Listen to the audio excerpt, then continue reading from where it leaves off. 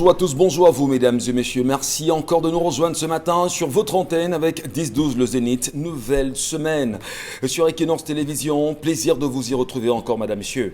Qu'est-ce qui se passe aujourd'hui, dira-t-on? Ce sont les images de trop qui choquent les internautes depuis pratiquement 72 heures aujourd'hui au Cameroun. Les images de photos, si vous voulez, de l'ancien directeur général de la CRTV, connu bien sûr sous l'appellation du professeur Gervais Mendozi. Des images qui ont défilé durant le week-end et qui choquent bien sûr la conscience nationale et internationale aujourd'hui. Des questions sont les plus intéressantes et qui sont posées par ces Camerounais aujourd'hui. Comment comprendre que l'ancien directeur de la chaîne à capitaux publics soit dans cette circonstance aujourd'hui? On le sait, certains en ont profité, en l'estat de Chief Inoni Ephraim, l'ancien Premier ministre, ou encore Yves Michel Foto et pourquoi pas Essimi Meignier. Comment comprendre que cet ancien cacique du Rassemblement démocratique du peuple camerounais soit investi dans cette attitude qui choque les consciences aujourd'hui? Peut-on se poser la vraie question, quel est le vrai visage en même temps du régime de Yaoundé? Autre sujet relevant de la condition des détenus dans nos prisons aujourd'hui au Cameroun, c'est l'affaire autour, bien évidemment, de golfing et au-delà de golfing, cette affaire concernant Madame Sopo, elle aussi détenue dans une prison camerounaise alors qu'elle est malade de cancer, aujourd'hui amaigrie, souffrante, pour une affaire dont elle dit encore ne pas se reconnaître là-dedans. Qu'est-ce qui peut expliquer qu'aujourd'hui également que l'on retrouve ce revirement qui intéresse les uns les autres, mais surtout la liquidation de cette entreprise? Et au-delà de l'affaire Madame Sopo, comment comprendre ce qui se passe avec la Camship aujourd'hui? Qui sont ceux-là qui ont choisi bien sûr de réacheter la Camship et qui voudraient s'en défaire aujourd'hui littéralement? Ça fait grand bruit, mais surtout intéressamment confortable. Qu'est-ce qui peut expliquer le regard que l'on a sur les détenus dans nos prisons camerounaises, surtout pour ceux qui sont malades? Pour le cas Madame Sopo, souvenez-vous que son mari a choisi justement de lui donner l'occasion de comparaître libre en reversant 1,5 milliard de francs CFA sur cette question qui depuis un petit moment intéresserait bien sûr la magistrature ou encore la justice, mais qui n'a pas choisi de se prononcer. Affaire envoyée 23, on entendra encore parler. La grande famille est au complet ce matin. Charles Amel, Bombok, Isabelle Carozopet et Dominique Odoyengelek, ensemble unis pour la même mission jusqu'à 12h, madame, messieurs, nous allons vous servir. Bonjour et bienvenue. Bonjour, monsieur Ngachou Numba, bonjour à vos chers téléspectateurs. Si les magistrats et tout le corps judiciaire veut bien, il y aura une consolidation de la démocratie dans notre pays, c'est-à-dire demander, parce que la justice est représentée par la balance, c'est-à-dire qu'on va arriver au niveau de l'équilibre où tout le monde pourra avoir droit de citer. Donc les magistrats devraient donc mettre leur nez sur le processus de privatisation des entreprises au Cameroun et voir, en l'occurrence, ce qui s'est passé, vous l'avez dit, avec Camship. Vous avez été directeur au nom de l'État de cette entreprise, l'entreprise a privatisé et c'est encore vous qui reprenez. Mais qu'est-ce qui n'a pas marché? Est-ce qu'on a tué parce que c'était l'État pour reprendre, pour mieux émerger? Ces choses-là, il faut les dire, il faut les savoir. Maintenant, peut-être que l'affaire Golfing pourrait amener les magistrats à mettre l'œil sur ces choses-là. Parce que, en fait, le juge, quand il prononce sa décision, c'est au nom du peuple camerounais. Messieurs les magistrats, vous représentez le peuple camerounais à ce niveau. Dites-nous comment sont gérées les entreprises publiques et parapubliques. Et au-delà bien sûr de cette question, comment sont gérées les entreprises publiques et parapubliques sur l'affaire Golfing aujourd'hui? Dit-on, selon les tractations et les informations de notre possession, il y aurait une volonté à mettre désormais, à s'en séparer. On veut bien se séparer de l'entreprise aujourd'hui, mais surtout une affaire qui fait grand bruit. Justement, voilà. Parce qu'à la Société nationale des investissements, SNI, qu'est-ce que la SNI a fait pour laisser? On voudrait bien que les Camerounais soient des patrons d'entreprises industrielles et tout. Mais s'il y a des micmacs, ça aussi, on n'aime pas. Voilà. Parce que justement, ça va nous amener dans le gouffre qu'on donne aux valeureux citoyens. Mais s'il y a des micmacs, on les rattrape et ils remettent l'argent. Ou alors, il suffit, ils rendent gorge. Petite précision, Anif Konak aujourd'hui s'intéresse véritablement à l'affaire Golfing et surtout à l'affaire de la Camship, qui sont ceux qui ont été impliqués dans cette liquidation qui fait grand bruit depuis un petit moment, madame, messieurs. On vous l'a très bien dit, on ira très loin. Charles Amembachou, bonjour. Bonjour, monsieur Michel Ngachou. Bonjour à tous les téléspectateurs. Que s'est-il passé ce week-end? Une partie de Douala 5e a dormi dans le noir à cause des néos. Des clignotements incompréhensibles. On allume, on arrête. On lance, on arrête. Ça s'en va définitivement, laissant des populations dans le noir complet pendant 2 jours. Est-ce qu'on devrait arriver encore au Cameroun, rendu à cette heure, à passer 2 jours dans le noir et néo? C'est pas sérieux. Les mamans vivent l'écrasage d'arachides. Les mamans se battent. D'autres prêtres qui ont acheté un frigo, elles se battent à vendre les condiments, conserver les aliments. 2 jours, mais c'est un manque terrible à gagner avec ce que cela entraîne comme détérioration des aliments. Jusqu'à ce matin, la lumière n'était pas revenue. Franchement. Et lorsqu'on appelle, il y a quelqu'un qui vous dit, faites le plan de localisation. Les équipes travaillent jusqu'à 23 heures. Allez déposer. Lorsque vous avez tout fait pour circoncire l'endroit, on vous dit non, faites le plan, battez-vous, le plan de localisation, allez déposer aux équipes. Voilà le Cameroun.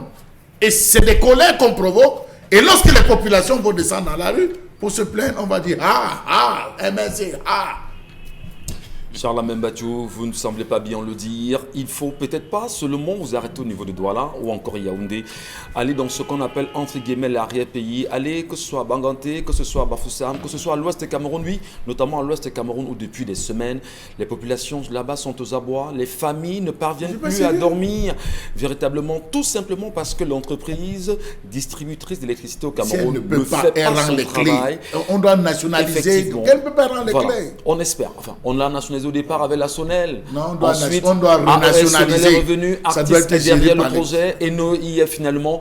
Mais comment inviter les Camerounais à apprendre à dire on va faire. Il y a un ministre de l'eau d'énergie qui l'avait dit, Jean-Yves Belendoui.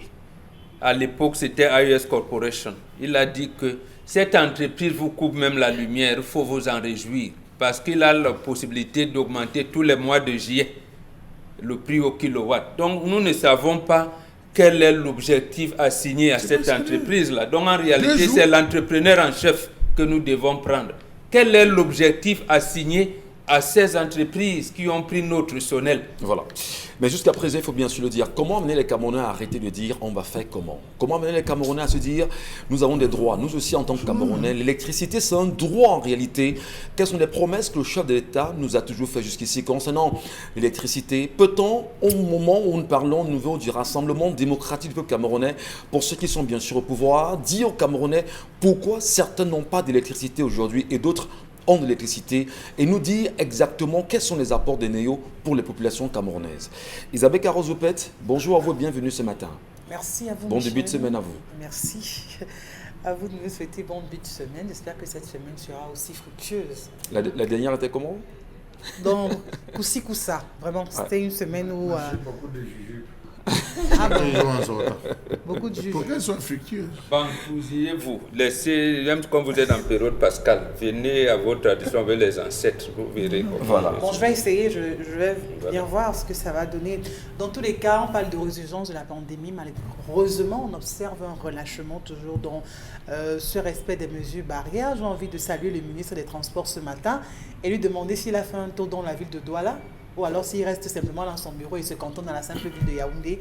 Encore que, même dans cette capitale politique, il faut bien se poser la question de savoir si ces dernières décisions prises justement pour éviter cette propagation du virus sont respectées ou que non, parce que jusqu'ici encore, surcharge dans les taxis, sur les engins à 2 roues sont toujours perceptibles justement au grand nombre des populations qui après seront les premières victimes. Et après on va parler justement d'une incapacité des hôpitaux de pouvoir accueillir tous ces patients. De grâce, monsieur le ministre des Transports, réveillez-vous. Ben, je pense les réveiller. Masnanga Oui. il était dans les rues de Yaoundé. Il était dans les rues de Yaoundé récemment. Que ce soit respecté. Oui, c'est bien beau. Mais ce qui est quand même curieux, c'est qu'il se rassure que les mesures barrières soient respectées par les transporteurs et que le texte lui-même qu'il a mis, qu'il a rendu public une semaine avant, soit respecté. Mais le malheur, c'est que pendant qu'il est sur le terrain, et lui qui a été au-devant, je vais dire, des sanctions vis-à-vis des agences qui ont été impliquées dans des accidents de véhicules, on a encore eu un autre accident le week-end dernier sur la route de Douala, Bouddha, à Kola exactement. Akola, c'est avant Lumla. Avant Akola. Lumla, très bien. Donc on a encore eu cet énième accident avec un bilan d'environ 16 morts selon les chiffres qui nous parviennent. Charles Monsieur Bachou, Michel Ngachou, le ministre Ngale Bibé est peut-être en train de jouer avec les Camerounais, mais on le suit. Il a fait 2 textes. Le premier texte, il demandait à tous les forces de maintien de l'ordre d'interpeller les véhicules qui ont des phares laser. Oui. Et les bensikinais qui ont les phares à la minuit, là, ça fait pas. Vous êtes en train de venir, vous voyez le phare, ça vous aveugle, vous entrez en brousse. Premier texte. Deuxième texte, veillez à ce que tous ceux qui surchargent, le gars qu'on a surchargé, on le débarque, on récupère le permis et qui sera suspendu. Jusqu'à ce jour, monsieur Michel, rien n'a été fait. Non, il faut le dire, rien n'a été fait, alors qu'il a dit que ça devait être d'application immédiate.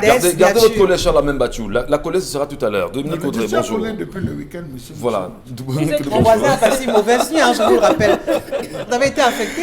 Toujours en colère. Dominique Audrey, bonjour. Bonjour Michel, bonjour aux téléspectateurs. Ce matin, j'adresse mes condoléances à la famille du jeune garçon âgé de 14 ans qui a trouvé la mort au lycée de PK21, si je ne me trompe. Oui. Franck Tessop, qui est mort alors qu'ils étaient en train de jouer. Ils étaient en train de jouer et dire aux plus jeunes qui sont à l'école de faire très attention. Un geste anodin comme ça peut être le dernier que vous pourriez poser à l'endroit de quelqu'un parce que sa camarade lui a simplement lancé des ciseaux parce qu'il la dérangeait.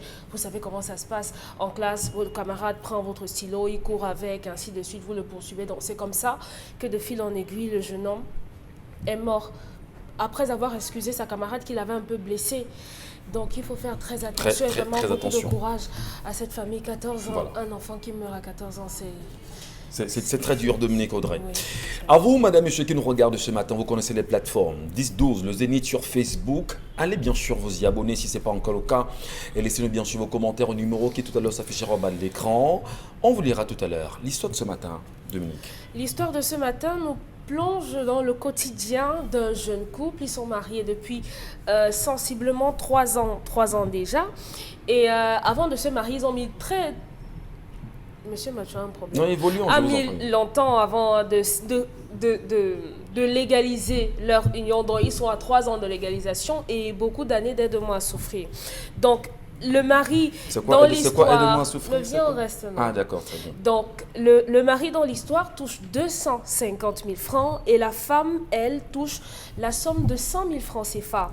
Donc, les deux travaillent et après le mariage, ils se sont entendus. Ça, c'est ce que la dame nous raconte, que le monsieur payerait la maison, la santé, le câble, l'épargne, toutes les charges fixes et que madame, elle, devrait simplement gérer la ration et la nounou. Il faut dire qu'ils ont 2 enfants et que pour aller au travail, ils ont besoin d'une aide de maison pour pouvoir s'occuper des enfants. Donc, la maman de la dame est venue ici à Douala, ça fait quasiment 6 mois, oui, pour se faire suivre à l'hôpital. Elle est d'un âge un peu avancé. Et un jour, du moins la semaine dernière, alors que son beau-fils est sorti pour aller au travail, sa fille était en train d'apprêter son déjeuner. Elle demande à sa fille, mais je dis, hein, ça fait quasiment 6 mois que je suis ici.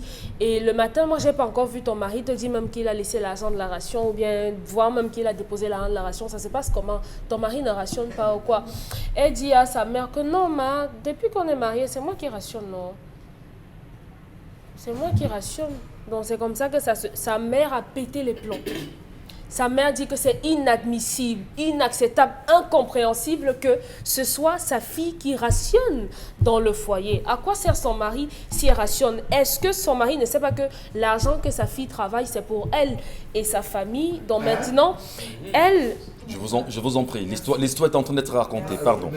Ben écoutez, oui, exclamez-vous, je vous en prie, mais laissez confondre l'histoire, s'il vous plaît, merci. Donc, la dame dit que sa mère dit qu'elle a... Donc, sa mère bouillonne. Elle dit qu'il faut que sa fille lui laisse la possibilité de dire ces 4 vérités à son mari. Ouais. C'est inadmissible que sa fille soit autant exploitée. Donc maintenant, la jeune dame ne sait pas. Elle demande, est-ce que c'est anormal pour une femme de rationner? Je veux dire que qu'est-ce que chacun doit faire dans le foyer. Très bien. Et elle pose la question de savoir aux hommes du plateau, est-ce que ce sont eux qui rationnent chez eux ou bien ce sont leurs femmes Bon, en qui tout cas, rationnent? non, pas C'est elle qui pose la question. On lui donnera les réponses tout à l'heure, qu'elle ne se gêne pas.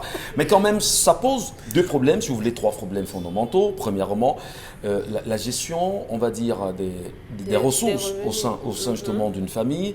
Deuxièmement, on va voir la complicité qui peut exister dans un couple en réalité en ce qui concerne cette gestion justement des ressources. Et troisièmement, l'implication des autres membres connexes justement dans le couple. Aujourd'hui, on peut parler d'encadrement. C'est un sujet qui vous parle aussi, vous qui nous regardez. Laissez-nous bien sûr vos commentaires. Isabelle Carrez-Dupet, qu'est-ce que ça vous inspire ce matin, ces sujets-là? Ben, je suis plus en colère que Charles Hamel cette fois parce que généralement c'est que la colère lui est réservée, mais cette fois moi je suis en colère. En colère parce que... Portez-la nous et exprimez-la votre colère. Oh oui, en colère parce que là, c'est vraiment abusé de cette femme. C'est vraiment abusé de cette femme, c'est désacraliser ce mariage. Moi j'ai envie de le dire ainsi parce que on sait très bien ce qu'un homme devrait faire et une femme doit faire dans le foyer. Il y a des choses qui sont sacrées, il y a des choses qui sont principal, exclusivement réservé à un homme.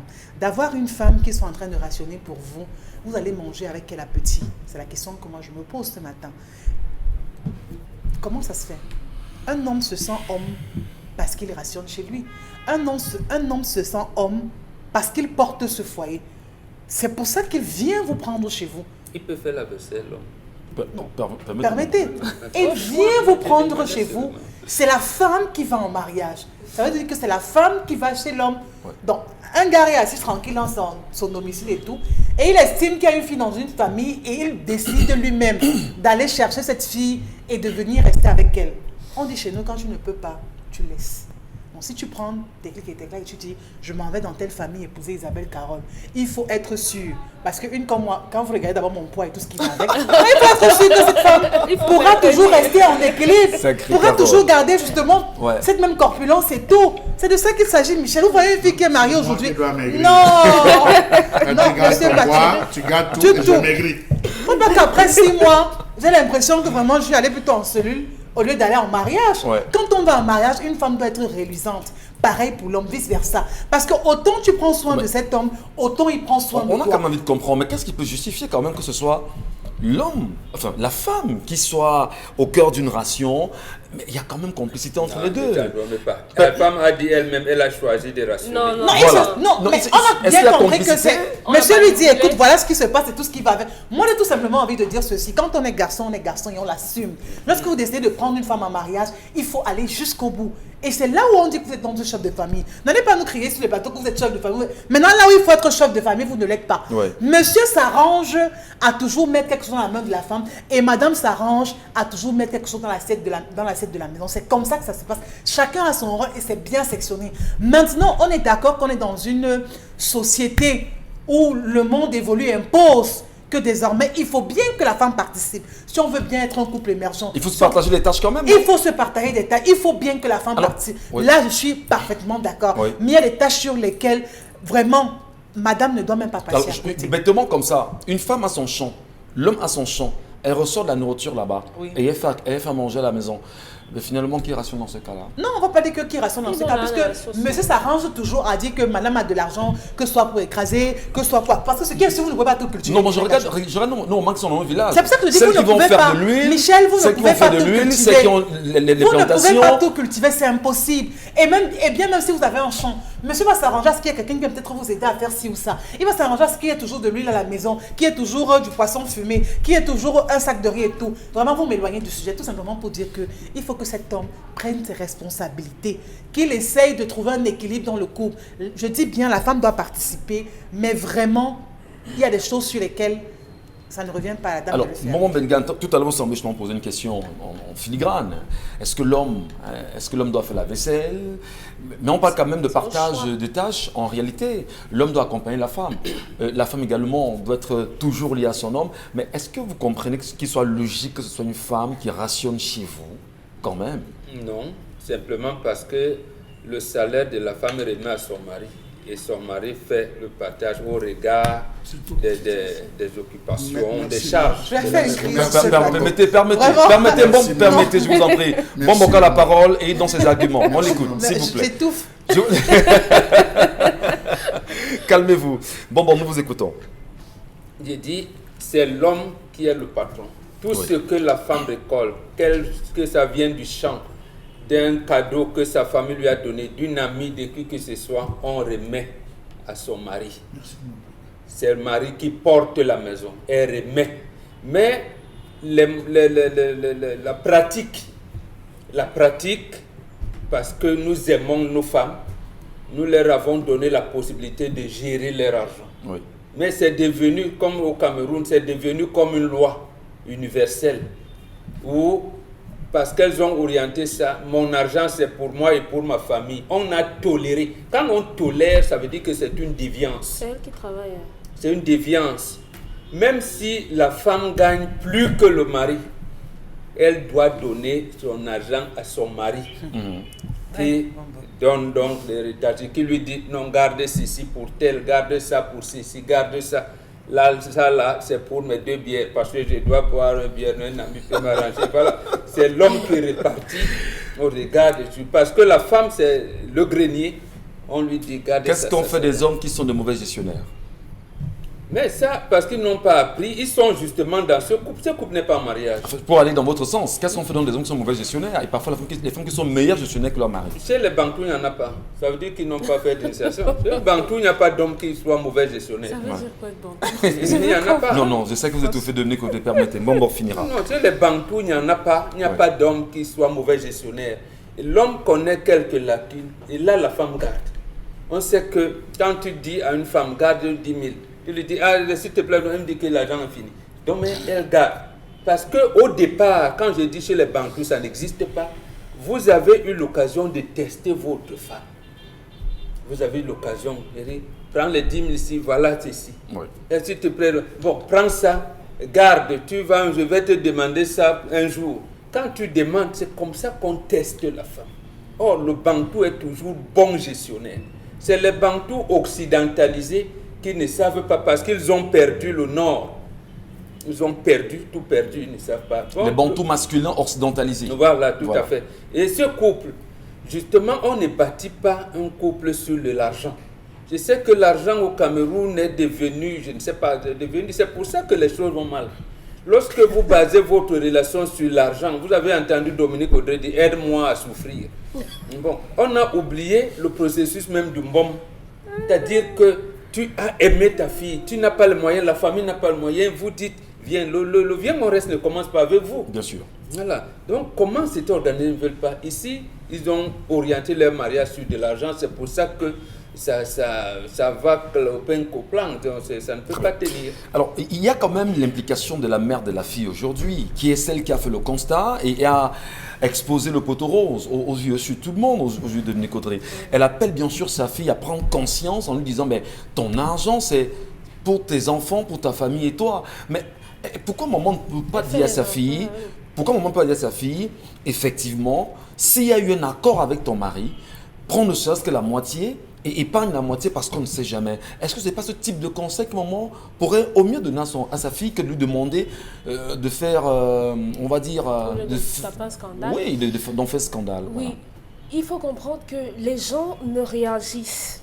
Les gens ne réagissent dans la vie que par rapport à ce qu'ils ont vécu. Si cette mère a eu cette réaction-là, c'est parce que certainement dans son entourage immédiat ou bien dans son passé à elle, elle a subi les frasques de cela, d'une femme qui a tout donné à un homme et après ça n'a pas marché. Maintenant, moi je suis contre les gens qui parlent dans les couples des gens. Oui. D'abord, que ce soit la mère ou bien qui que ce soit, vraiment, si on ne te demande pas ton avis tu ne le donnes pas. Mais on parle quand même d'encadrement, parce qu'au-delà du mariage, les parents vous encadrent toujours. Vous savez ça. Ce que je dis que si on ne vous demande pas votre avis, même si vous êtes l'arrière-grand-père, ne donnez pas votre avis. Il faut laisser les gens se faire leur expérience, bâtir leur expérience.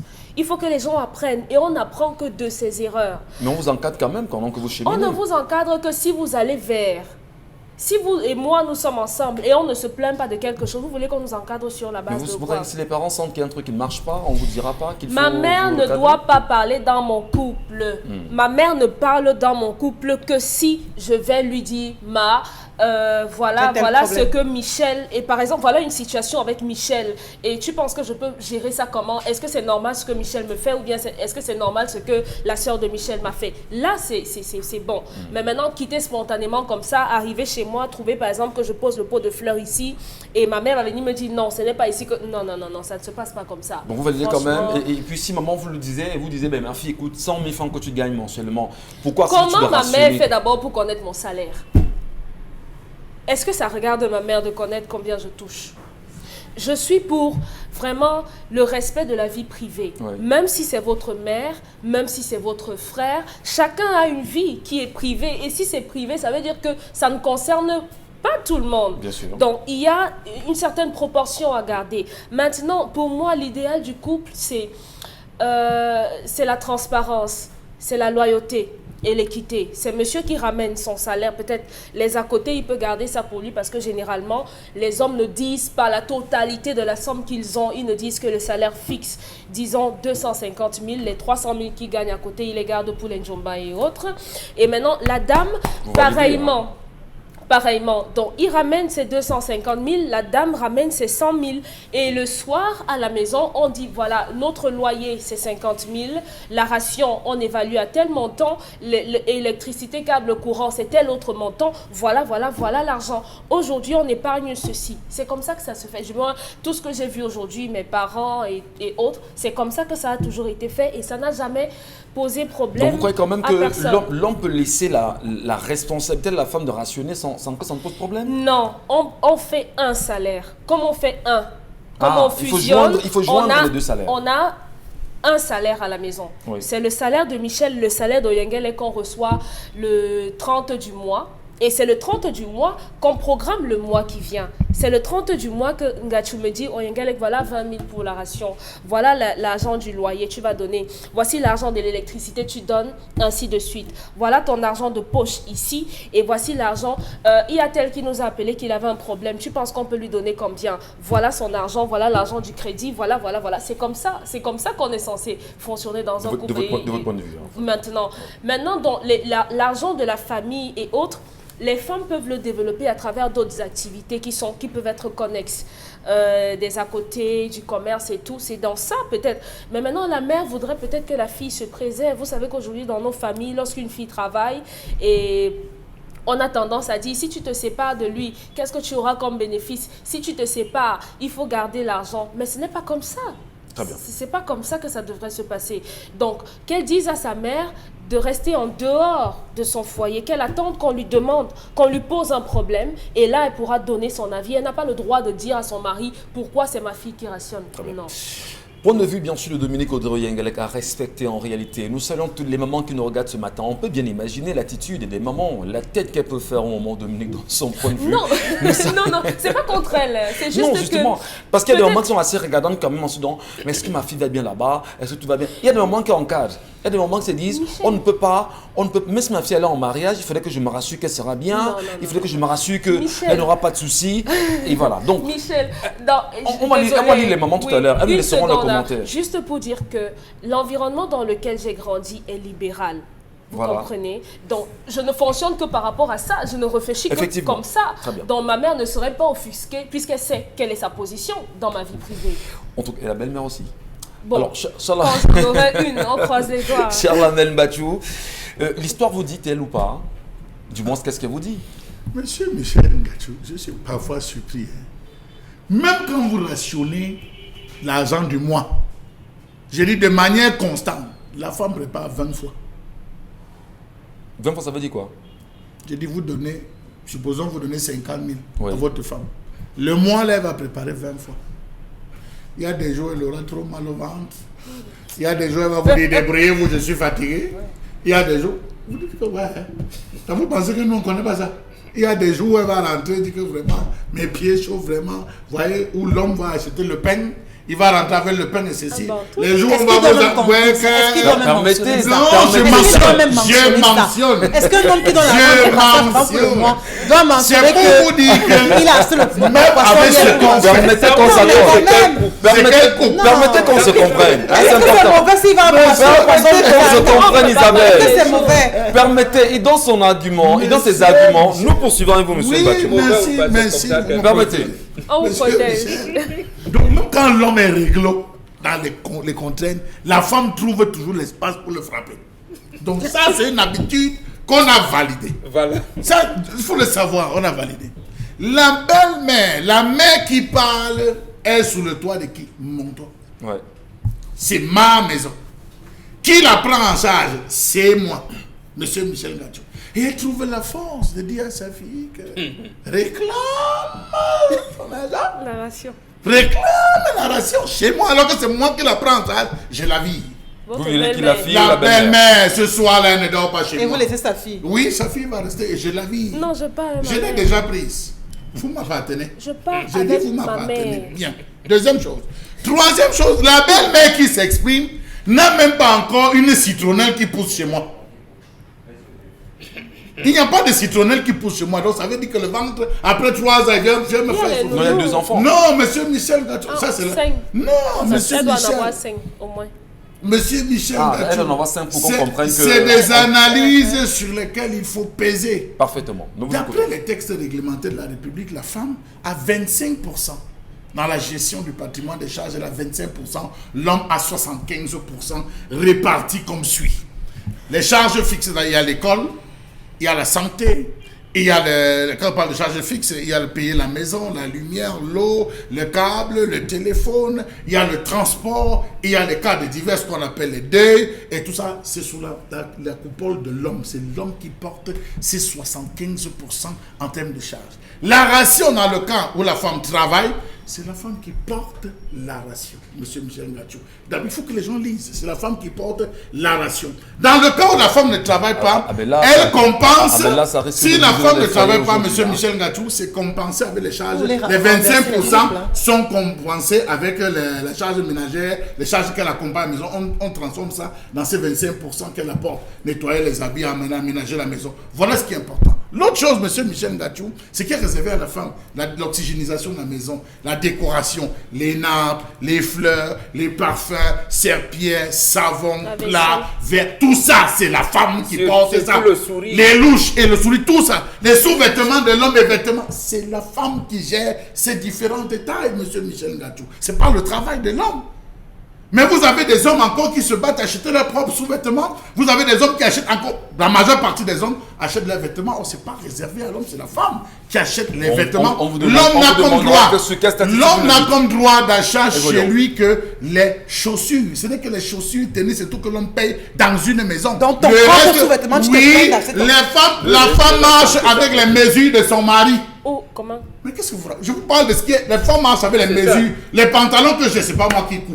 Moi, J'arrive, je trouve qu'on a cousu. Je Quand ça connais- ne me moi, je suffit connais même pas ma taille. Quand ça me suffit, je dis que hey, tu es encore plus, c'est la femme qui coud les habits de son mari, monsieur Michel Gachou. Elle va au marché, elle trouve un tissu qui la plaît, elle paye. Elle rentre et dit voici le tissu que j'ai payé, sache que tu vas me rembourser. Mais elle le dit en blaguant, ce n'est pas évident que l'on rembourse. Elle va faire coudre la tenue de son choix. C'est la femme qui habille son mari afin qu'il séduise les autres femmes. C'est important Donc de le ça, préciser. c'est ça Oui, l'objectif. oui. Non, Oui, elle cherche sa réponse, quoi. elle habille son mari. cherche sa réponse. Elle habille son mari afin qu'il séduise. Parfois, même la femme rentre et dit que la vie que tu as mis là, combien de personnes t'ont apprécié? Elle veut savoir si ce qu'elle fait, monsieur Michel Gachou, est vu par les autres. Parfois, l'homme met l'habit 2 fois et dit ah, ne regarde pas le tissu là, vraiment le tissu là m'a coûté cher. Prends, tu déposes. C'est ça le jeu. Quand une femme aujourd'hui va se placer et dit que la ration, non, qu'on arrête ça. Voilà. Arrêtez cette histoire. Donc, vous accordez quand même du crédit à la belle-mère. Je n'accorde Vous aucun n'accordez crédit pas à la de crédit pour belle-mère. moi. Vous La n'accordez fille pas est de dans crédit. son rôle. Elle est à virer. Elle a viré, doit la même fille se est voir dans son avec- rôle. Papa, je porte sur 100 000 que j'ai, je mets 50 000. Parce qu'aujourd'hui, on mange 2 fois.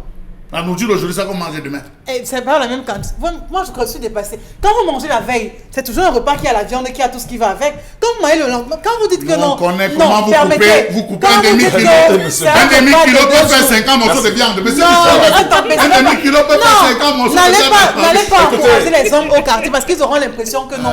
Ce que vous dites, c'est ce qui se passe. Oh que non, la viande, ce n'est pas le popcorn. Que tu vas mettre dans la mythe vraiment et puis après, ce sera une quantité encore plus. Merci à vous, madame, monsieur. Restez les nôtres. Trop de colère. Trop de colère qui vous habite, je vous en prie, messieurs, dames. La vraie colère est signée M. Mbachou Charlamel. Tout de suite.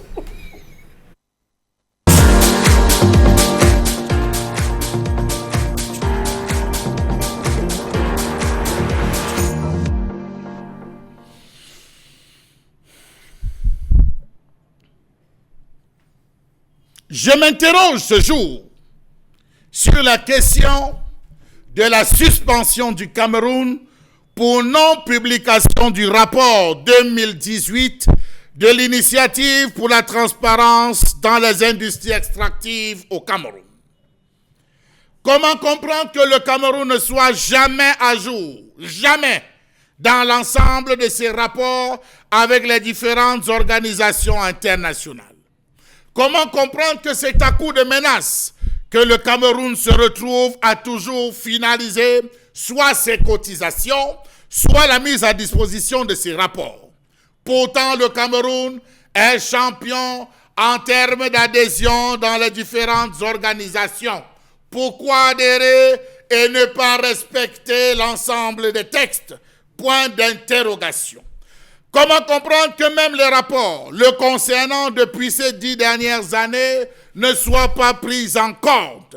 Le Cameroun est sous la menace d'une suspension de l'initiative pour la transparence dans les industries extractives.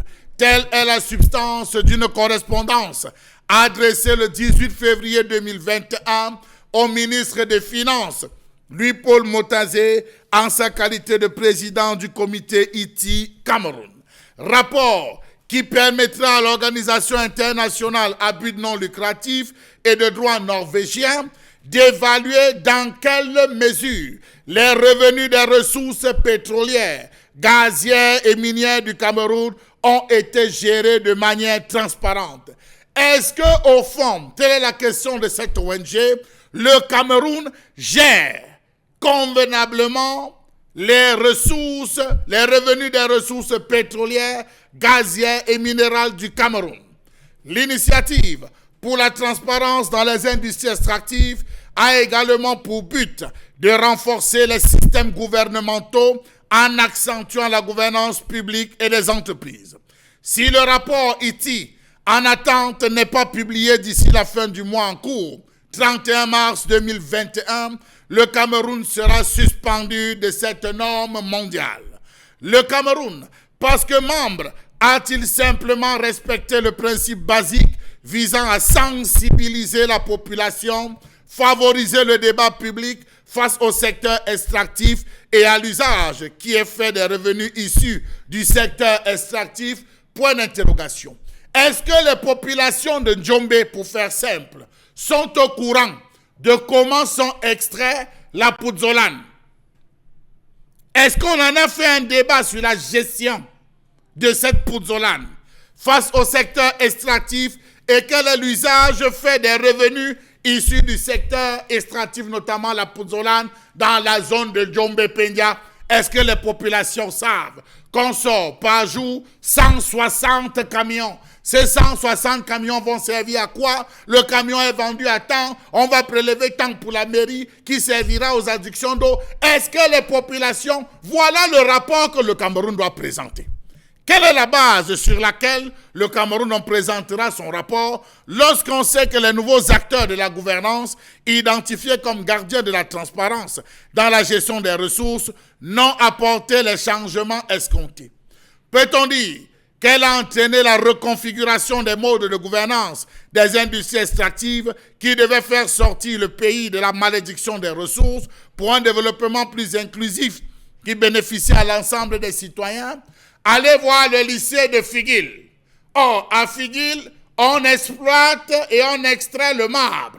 il y a des cimenteries qui sont installées à Figuil, mais le lycée de Figuil, les élèves font cours à ciel ouvert.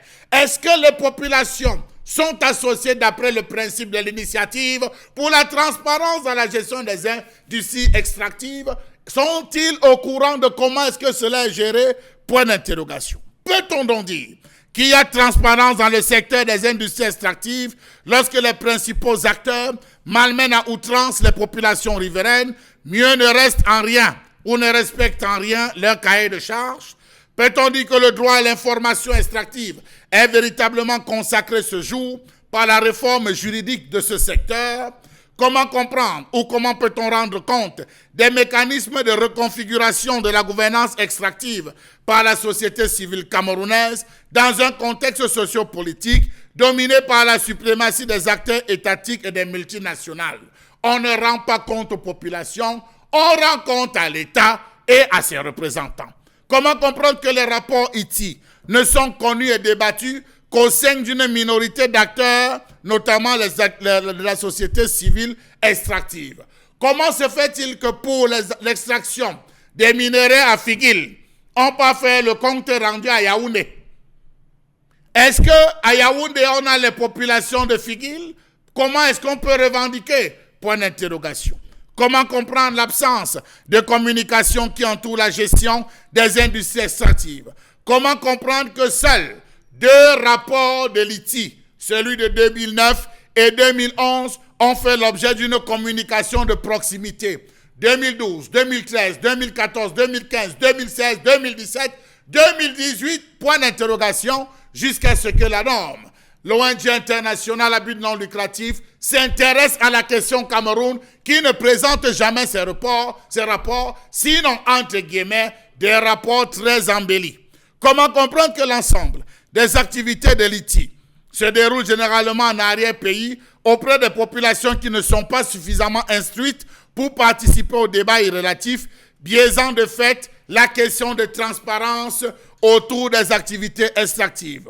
Peut-on parler de transparence lorsque le secrétariat technique de l'ITI Cameroun est présidé par un secrétaire nommé par décret du président de la République qui est fortement influencé par la présidence dans ses prises de décision? Quel type de rapport peut-on attendre?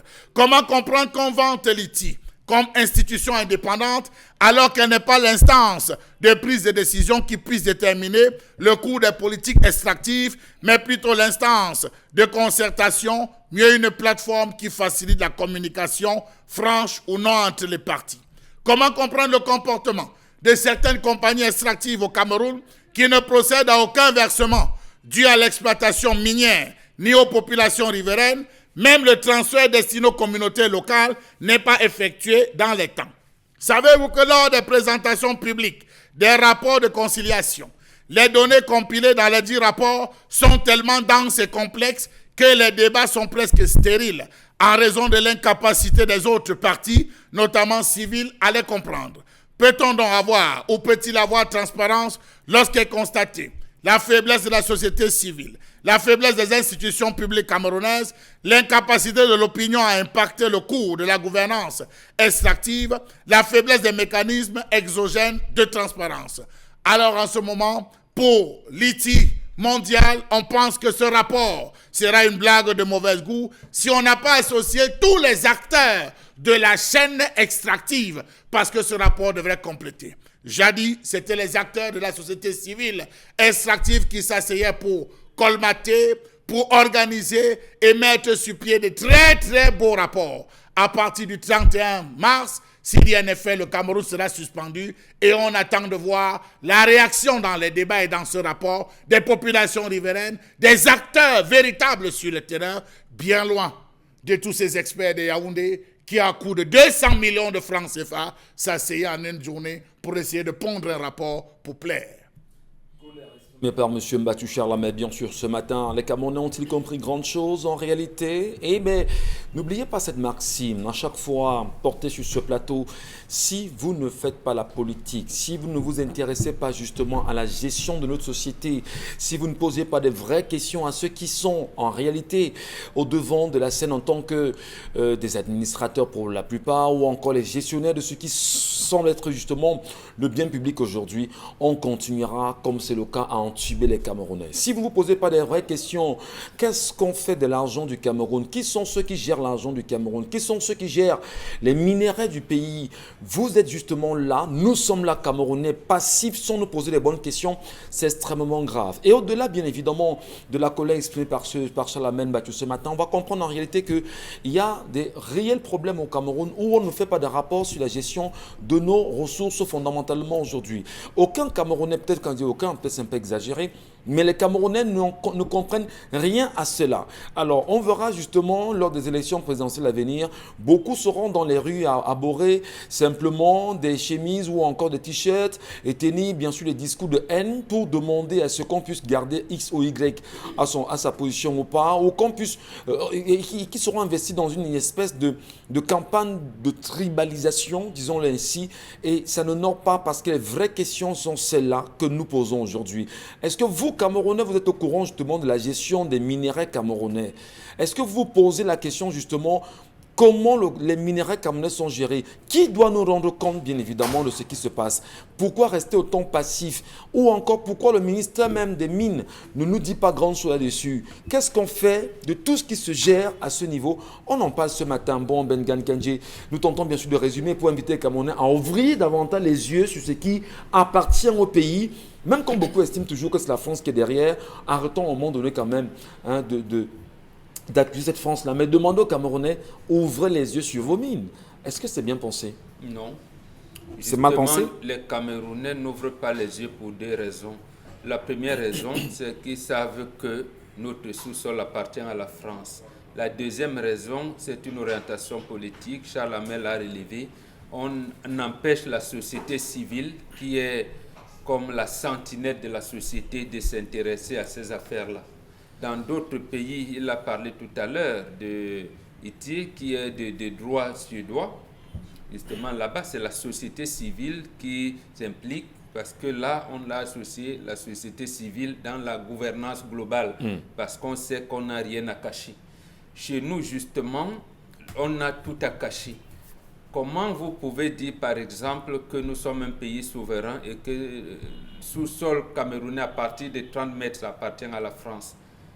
Et je pense que le professeur Bahebek l'a répété, l'a rappelé dernièrement, lorsqu'il parlait des orientations des accords de coopération que De Gaulle a fait signer à Ahidjo 6 jours avant les indépendances, qu'on a renouvelé en 61 après la réunification et qu'on a renouvelé, que François Fillon est venu renouveler le 20 mai 2009.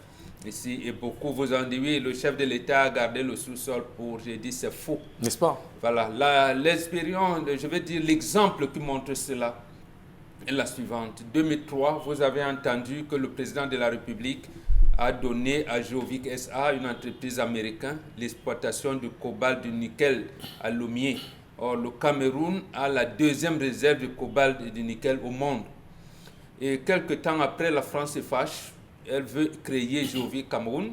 Je ne sais pas où en est la Société nationale d'investissement avec Mme Yawa Issatou pour ce cas. Toujours est-il que, justement, les États-Unis, ils ont dit qu'ils ne veulent pas avoir de problème avec Greenpeace.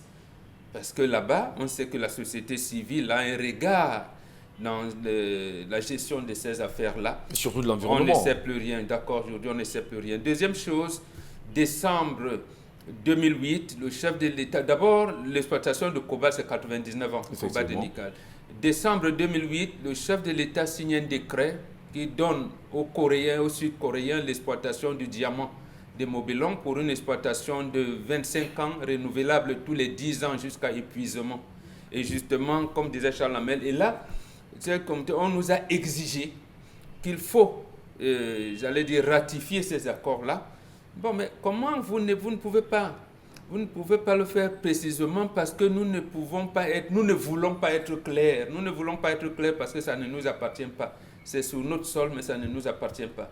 Il faut que ce soit donc clair, comme le recommande Charles Hamel, il faut qu'il y ait un État qui est souverain, qui peut dire j'exploite mon sous-sol comme l'exploitation de mon sous-sol, c'est pour le bien-être de mes populations, voici comment je commence. Ça veut dire que apparemment il y a décentralisation au Cameroun. Ça veut dire que, comme il disait, la mairie c'est que nous c'est la pouzoulane, c'est le pétrole. Depuis qu'on vous parle de l'or de Minimacta, est-ce que l'or a fait évoluer Minimacta? Je n'en sais rien.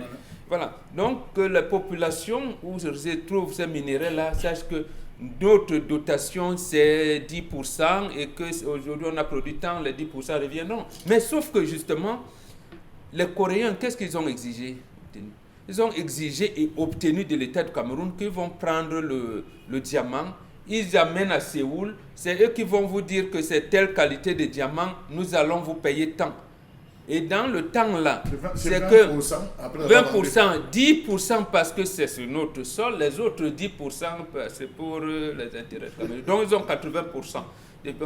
Donc en réalité, entrer dans ces micmacs là, nous ne sommes pas un pays souverain. C'est pour ça qu'il a parlé des rapports biaisés, des rapports, il a utilisé un terme là propre. On veut rendre ça de telle manière que c'est nous qui devons protéger les intérêts de la France. En fait, c'est ça le problème. C'est-à-dire que dans la question bien sûr de la suspension du Cameroun pour la non-publication du rapport depuis 2018, effectivement, est-ce que justement ici, il n'y a pas une volonté, on va dire, des sociétés occidentales à se rassurer du comment l'exploitation est faite aujourd'hui pour ami, davantage tenir vous avez entendu parler de Giscard d'Estaing et le diamant de Bokassa. Ouais. Ça revient, comme je vous ai dit, les Camerounais le savent, ça revient donc à faire ceci que on peut vous vendre un camion de sable à 700 000. Donc, on va plutôt, puisque ces gens-là savent que c'est les gros bonnets qui mangent. Bon, maintenant, ils trouvent donc des couloirs où eux aussi vont se sucrer. Ils vont se sucrer, donc ils vont vous dire, ah oui, mais le camion de sable, par exemple, que vous achetez souvent à 80 000, on ajoute un zéro, ça devient 700 000. Voilà comment on exploite le peuple camerounais. Voilà. Et on vous dit, la mercuriale, le glissement de ceci. Donc, et je termine par là. Il y a un député que je ne cite pas, non. Lorsque le CAPAM, qui exploitait, en fait, qui encadre ce qu'on appelle l'exploitation artisanale, avait remis son rapport et tout, un député de la vallée d'une Thème a créé un syndicat minier au Cameroun. On lui a interdit d'exercer. On lui a interdit d'exercer justement parce qu'il allait mettre l'œil là où c'est compliqué. Voilà. Ça nous rappelle bien sûr une histoire qui s'est passée, bien évidemment, en Gaoundéré ce week-end. On en parlera tout à l'heure, madame, messieurs. Les populations sont sorties en masse pour dire non à l'exploitation de l'or dans une localité bien connue et qui a brûlé les engins chinois. Nous en parlerons tout à l'heure dans la rubrique consacrée, bien évidemment, à la revue des réseaux sociaux. Et c'est peut-être, bien évidemment, l'occasion ici de commencer à dire aux Camerounais, s'il vous plaît, restons éveillés, ouvrons les yeux, mais surtout allumons nos cerveaux parce que le Cameroun appartient aux Camerounais et non aux étrangers.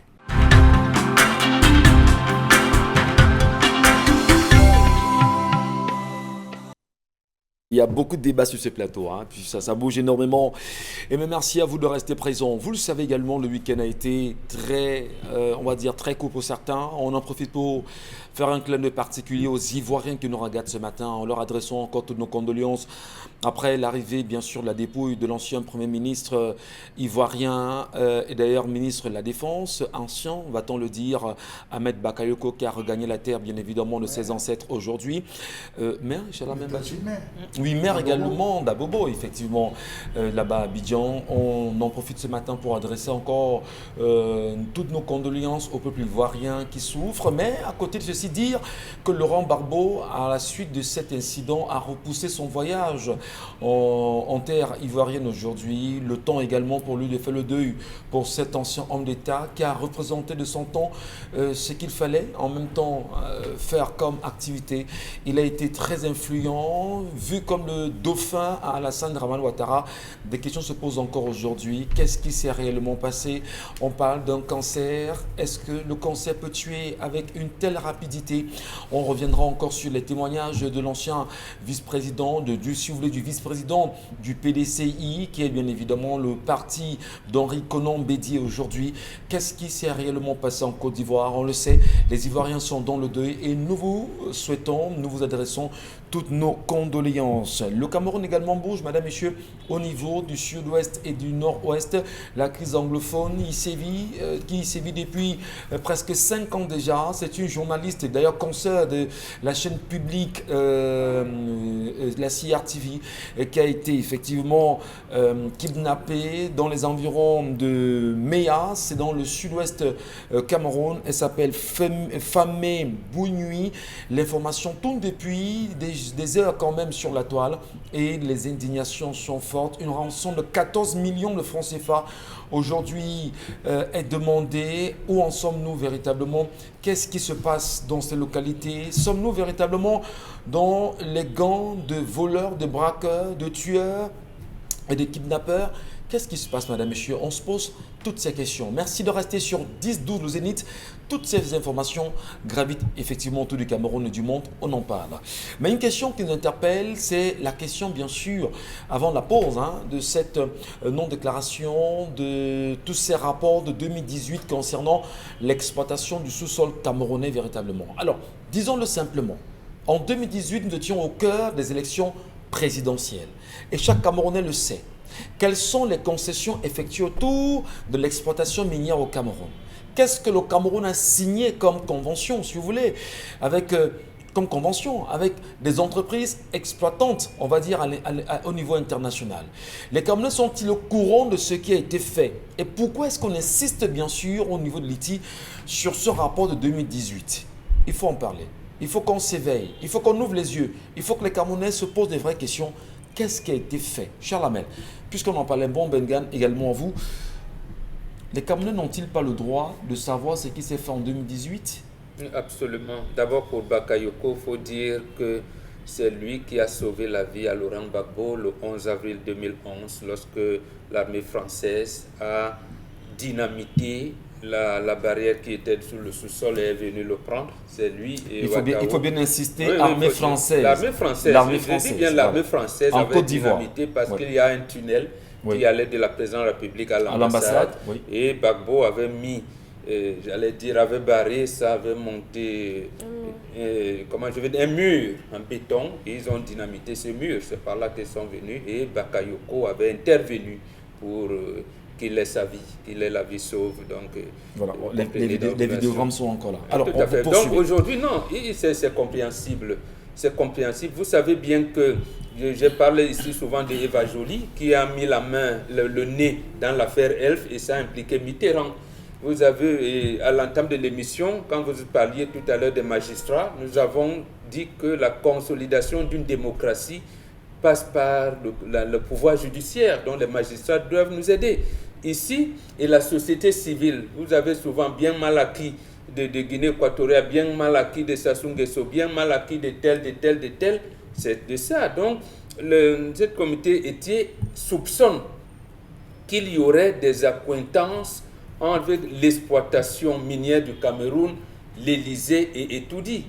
Donc, quand on soupçonne des accointances comme ça, justement pour que ça ne paraisse pas comme si une ONG, comme on fait souvent avec Human Rights Watch ici, on dit ils veulent déstabiliser, il faudrait que vous-même, l'État, qui avait signé, qui avait ratifié ces accords, vous donnez vous-même le rapport de l'exploitation de votre sous-sol.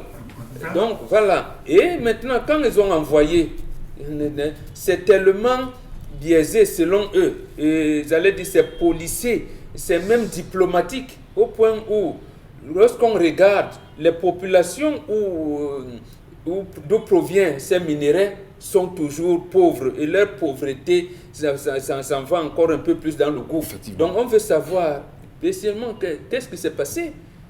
Mais pourquoi insister sur ce rapport de 2018 précisément? Mais justement, il faut insister sur ce rapport 2018 parce que l'État, d'abord, on avait pas assez d'argent. le PNUD, Ouais. le PNUD nous avait aidés pour les inscriptions de liste électorale, pour le processus électoral. Le système des Nations Unies nous a aidés. Donc, est-ce que c'est ça qui nous a menés jusque-là? Et nous-mêmes, alors, nos ressources propres pour l'encadrement de cette élection-là étaient jusqu'à quelle hauteur et tout? Ça, on doit le savoir. On doit le savoir. Quand vous dites, par exemple, vous baissez, avant, le candidat donnait, je pense, 10 millions de francs et il y avait 30 millions pour la campagne électorale. Maintenant, vous venez couper. Vous dites que les candidats doivent avoir moins que ça.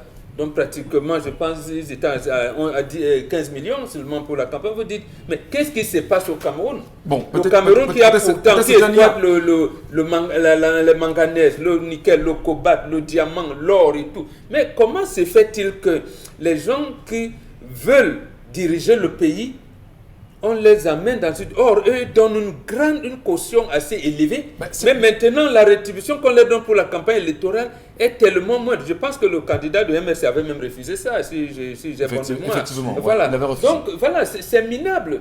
Il faut donc qu'on sache pourquoi un pays qui est un scandale géologique, comme aime le dire Rachel Mbebe, n'arrive pas, ces populations n'arrivent pas à s'épanouir, n'arrivent pas à manger. Alors, Isabelle Carole, on est quand même aussi, on doit se demander, très souvent, puisqu'on sait que dans ces signatures de ces accords, de ces conventions avec les entreprises exploitantes, qui sont très souvent établies au Cameroun, il y a quand même on va le dire, des complicités, des accointances, des micmacs à des niveaux très élevés, qui fait que des gens choisissent justement de valider ces accords et l'exploitation de ces minières, de ces ressources minières, sans pour autant y associer la société civile qui doit regarder et rendre compte au peuple camerounais aujourd'hui.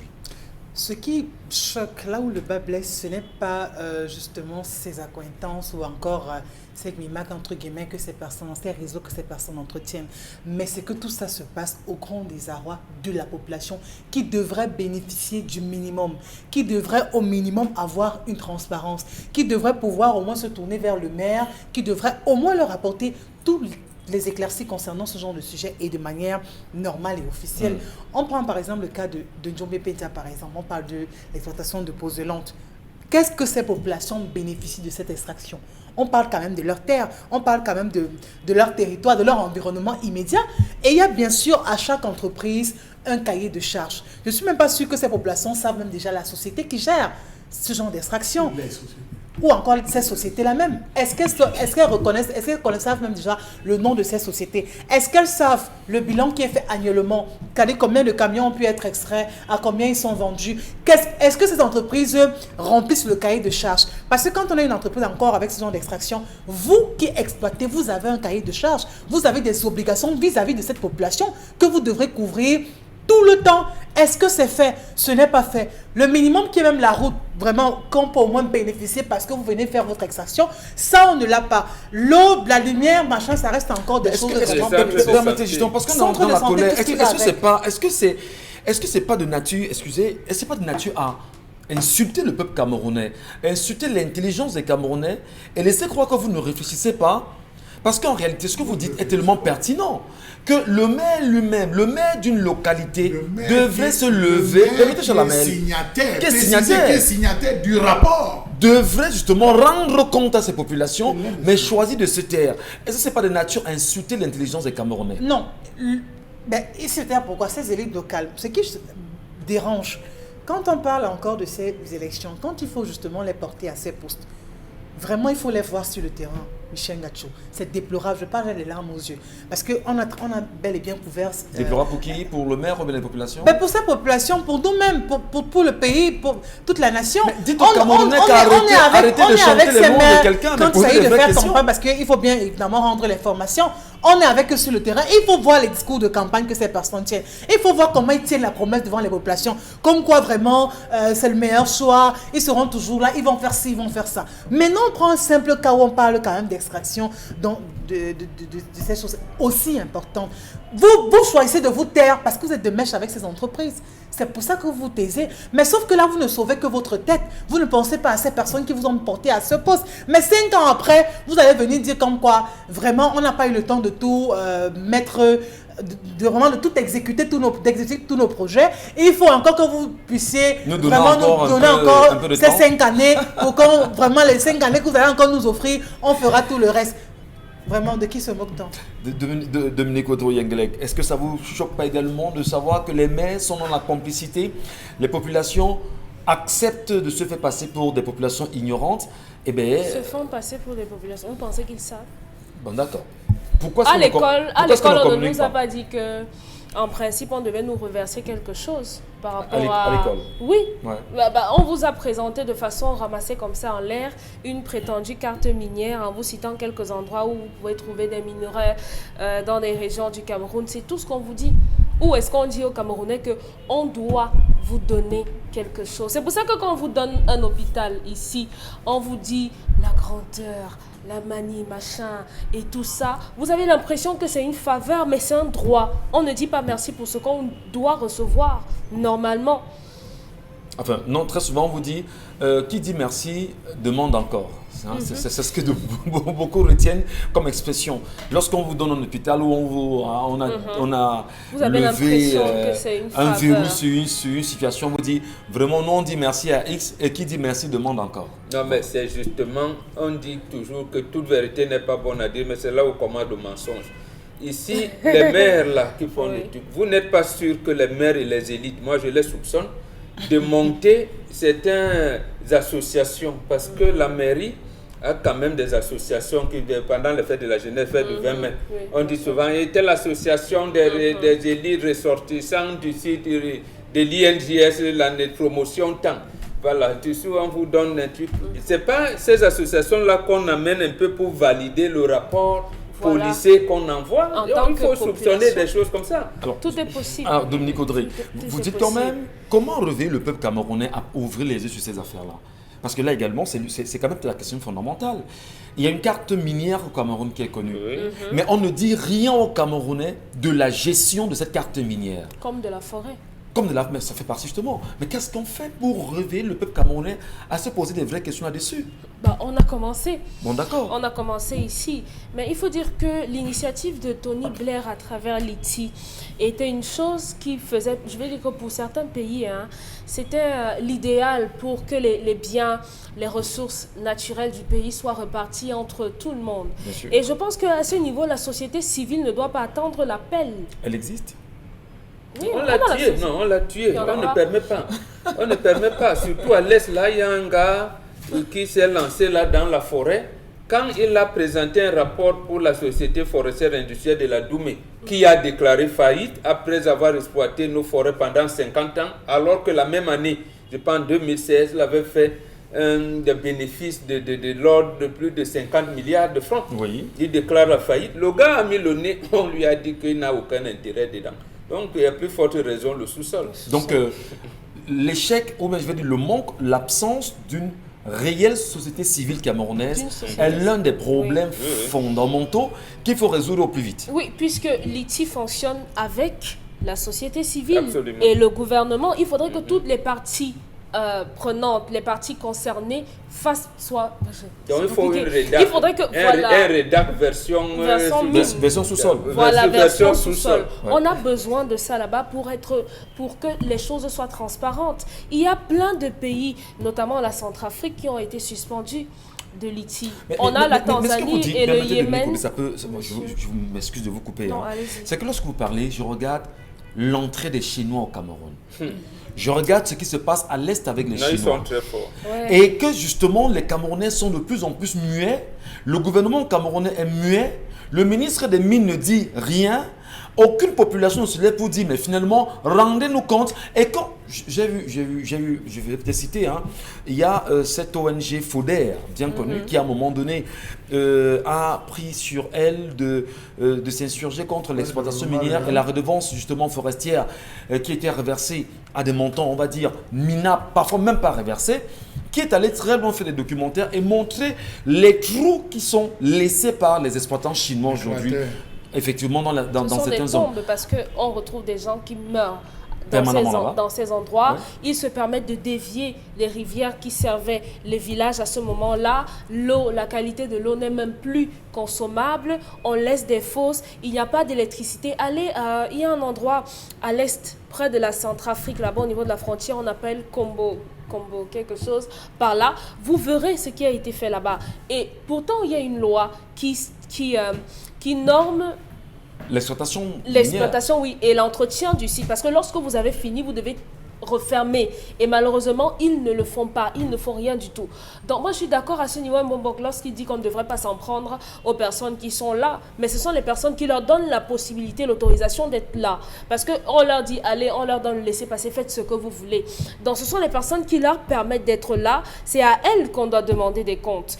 Donc l'ITI, c'est l'idéal. Ce sont les maires de localités. Entre autres. Ce sont les autorités administratives qui sont dans les signatures permanemment. Oui. C'est le ministère c'est Yaoundé. Mais c'est surtout le chef de l'État, parce qu'en réalité, c'est lui le problème. Yaoundé. On devrait avoir des centres de santé dans toutes ces zones. En 2019, on a découvert 300 autres sites miniers au Cameroun. Après 5 ans de recherche et d'analyse, voilà. Mais qu'est-ce donc devenu aujourd'hui? Ça fait beaucoup, disons, d'or et de tout ça en plus. Mais jusque-là, on reste...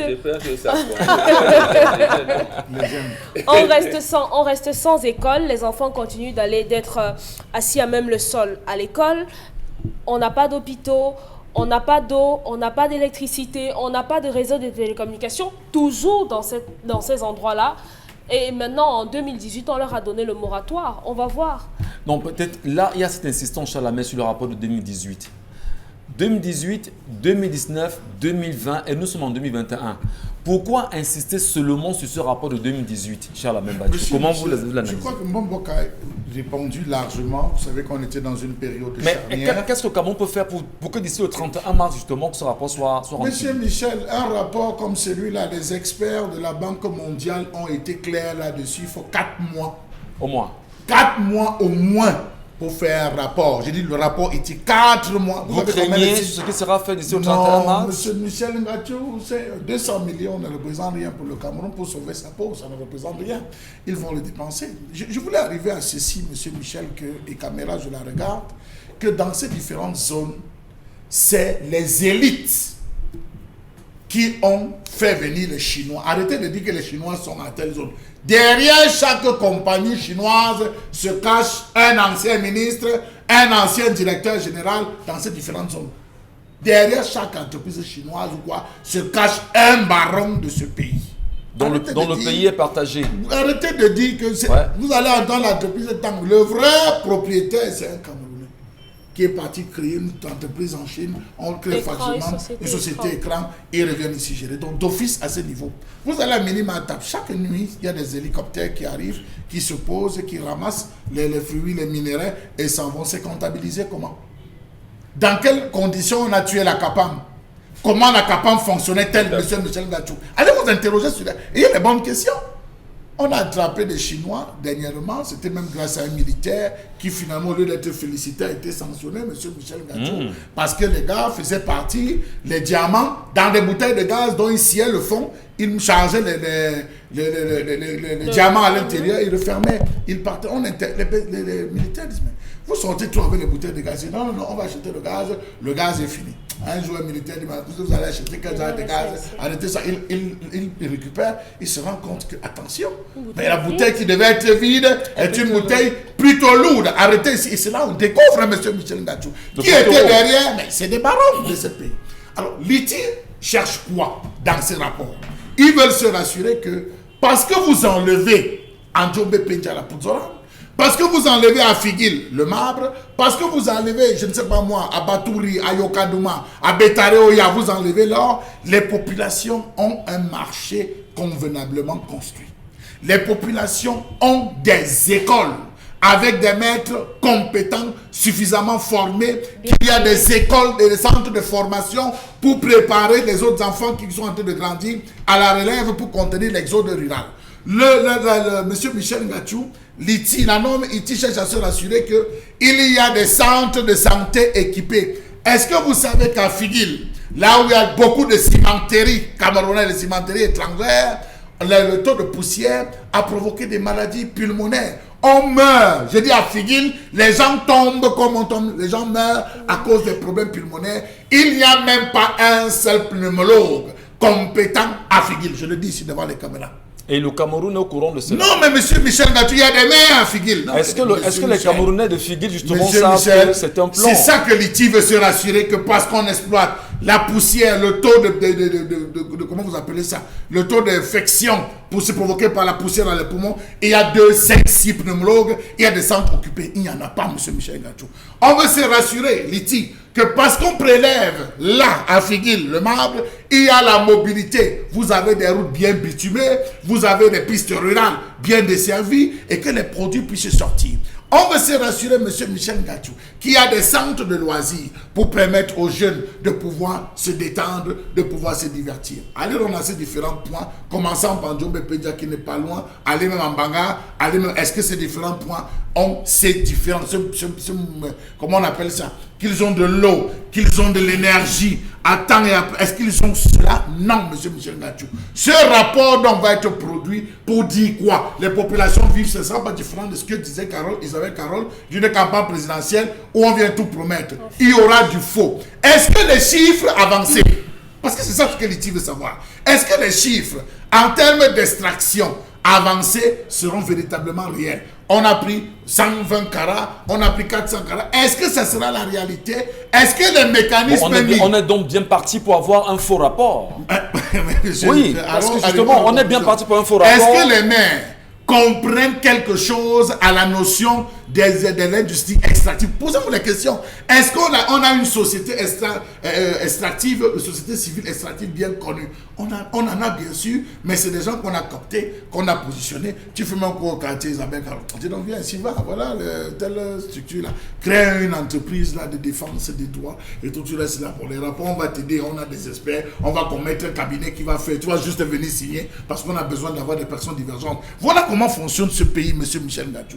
On a une société, on a une incapacité de l'opinion. Vous parlez tout à l'heure des Camerounais. On a une incapacité de l'opinion nationale à pouvoir impacter sur la gestion de cette gouvernance extractive. Voilà. Qui aujourd'hui peut se lever? Vous avez le Parlement. Ils comprennent quoi cette affaire des industries extractives, monsieur Michel Gatou? On devrait se lever en disant, mais on ne peut pas avoir la plus grosse réserve de diamants. Essayons d'aller voir, formons des gars de l'école de géologie minière, on sort quelques gars, on les envoie là où il y a le diamant de Mobilon, on vend une partie pour développer le pays et tout et qu'on sort. Il y a quand même des calculs qui sont faits. Ce rapport va être présenté, monsieur Michel Gatou, et je voulais vous l'assurer que beaucoup de compagnies ou des multinationales payent à Yaoundé.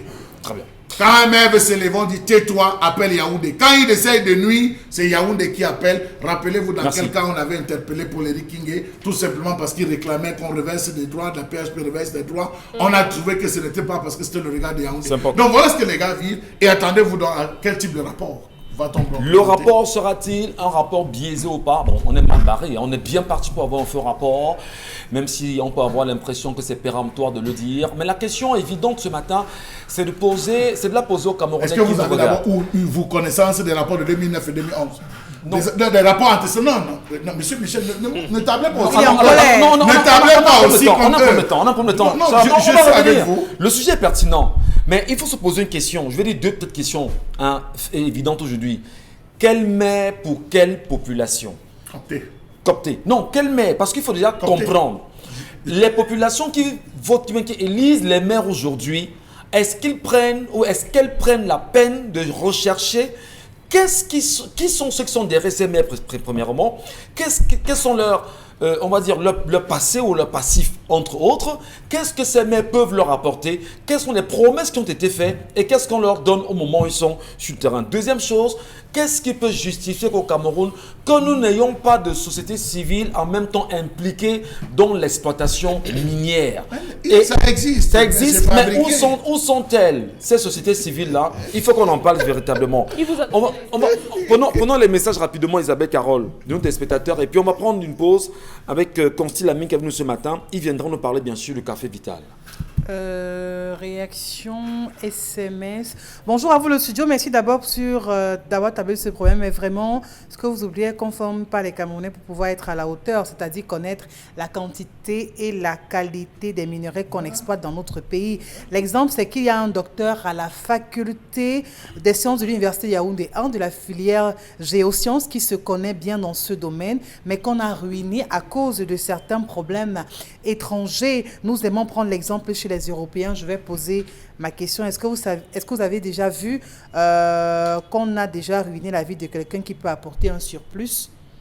Bon, question là, nous avons l'exemple c'est Légion au Cameroun. Amené un projet. Chalamel, Bonjour, si on ne vous explique pas le Cameroun, vous n'avez pas compris, une jeunesse abandonnée où le vieux sert de relève pour la nation. C'est Hervé qui signe cette réaction. Les élites sont responsables de ce pillage des ressources et plongent les populations dans la paupérisation éternelle. La réaction n'est pas signée. Bonjour à tous. Karine, je voulais parler de Gary Gambo, à l'est du pays où je vous écoute actuellement. Oui. Je vous assure qu'ici, c'est grave. Une bande de Chinois arrive juste un matin et dévaste une rivière et les autorités laissent croire qu'ils ne sont pas au courant. Barreau Georges depuis Gary. Peut-être faudrait-il que là-bas, Gary Gombo, aujourd'hui, même si on pourra avoir l'impression qu'on est... Oui, mais il faut le dire que Gary Gombo, que les populations prennent l'exemple de ce qui s'est passé le week-end dernier en Gaoundé, effectivement, où les populations sont sorties en masse malgré la présence des militaires. Oui. Ils ont dit, c'est nos terres. Pour les exploiter aujourd'hui, on prend d'abord l'accord de population. Ceux de Gary Gombo, finalement, qu'est-ce qui se passe? Évoluons. Notre pays est comme l'arachide du deuil. Chacun puise à sa guise et le chef de famille ne peut pas se soucier du lendemain de ses propres enfants. Bonjour le panel, pourquoi Equinan ne parle pas de l'exploitation d'or de l'Est par les Chinois? On en parle, mais seulement que les populations elles-mêmes, elles écoutent simplement sans rien dire. Autre réaction, SMS, bonjour. La fille même aurait pu dire que maman, on gère nos dépenses à la fin du mois et se taire. Ma soeur, si tu laisses ta mère en parler à ton mari, bonjour les ennuis dans ton ménage. C'est Daddy Anita qui envoie cette réaction. Par rapport à l'histoire du jour, autre message, à mon avis, le couple devrait recadrer l'orientation qu'ils ont donnée à leurs revenus, que l'homme reprenne la charge de la ration et la femme pourra contribuer à autre chose. Ainsi, ils éviteront les scandales. Robin depuis PK17 qui envoie la réaction. Bonjour au panel par rapport au sujet du jour. Certaines mamans aiment s'occuper des choses qui ne les regardent pas. Tout dépend de l'organisation du couple. Monsieur Mbatoucha, là, mais j'aime beaucoup écouter cette réaction. Voilà, Bibiane Dessos qui signe la réaction. Merci à vous, Isabelle Carole. Et ce matin, nous sommes avec Consti Lamine. En main, il tient le café Vital. Bonjour Consti et bienvenue. Alors bonjour Michel Ngachou, bonjour nos téléspectateurs et très bon retour dans cette émission qui m'a manqué pendant une semaine. Il est important de temps en temps de prendre un peu de repos, question d'avoir plus de vitalité, plus de bonheur et plus de gaieté. Et ce lundi matin, je débarque avec beaucoup d'énergie, beaucoup de vitalité parce que je suis accompagné au quotidien par l'un des meilleurs cafés du Cameroun, l'un des meilleurs cafés d'Afrique, l'un des meilleurs cafés du monde, Café Vital. Ah ben oui, pour dire tout simplement à tous nos téléspectateurs que Café Vital à Pont. Oui, je dis bien Café Vital à Pont. Ça veut dire tout simplement, en anglais renfoncé, by Consti Lamine, Café for Vital, il find plenty. En espagnol, ça veut dire Café Vital. Et donc dit ouais. Donc, mototenye sengalemba tatan. Bignon alande au supermarché. Bignon alande au sapi. Bignon alande au boulangerie. Bignon alande au station-service. Bignon baïse café Vital. Demandez café for Vital. Demandez this café. Because the café Vital, na some fine café way. Any man must take café Vital anytime. For morning time, for midi, for evening, any man must consommer café Vital. Because c'est Café for Vital, n'a son fine café parce que le café Vital est tellement bon. Café Vital à Pont. Oh, chers téléspectateurs, il est important de prendre de temps en temps une tasse de café et surtout pas n'importe lequel Café Vital que j'ai encore l'honneur ce matin de présenter à tous nos téléspectateurs qui nous regardent à la maison. Nous allons commencer tout de suite, bien entendu, par la présentation des différents cafés qui constituent la gamme Café Vital. Nous allons commencer par le Café Vital Corsé, qui est un café vital de très très bonne qualité. Le Café Vital Corsé, c'est un mélange de 70% Arabica et 30% Robusta. Oui, voilà donc le Café Vital Corsé. Voilà donc ce Café Vital qui est le Café Vital Corsé, qui est un mélange de 70% Arabica et 30% Robusta. Café Vital Corsé est conseillé à tout un chacun. On peut le consommer sans problème. Il est important de prendre régulièrement une tasse de café. Il est important de prendre régulièrement Café Vital. À côté, bien sûr, du Café Vital Corsé, on parle également d'un autre Café Vital, mais cette fois-ci, Café Vital Douceur. Oh là là là là là là. Rien que le nom vous donne l'envie de le consommer. C'est un Café Vital 100% Arabica. C'est un Café Vital de très très bonne qualité.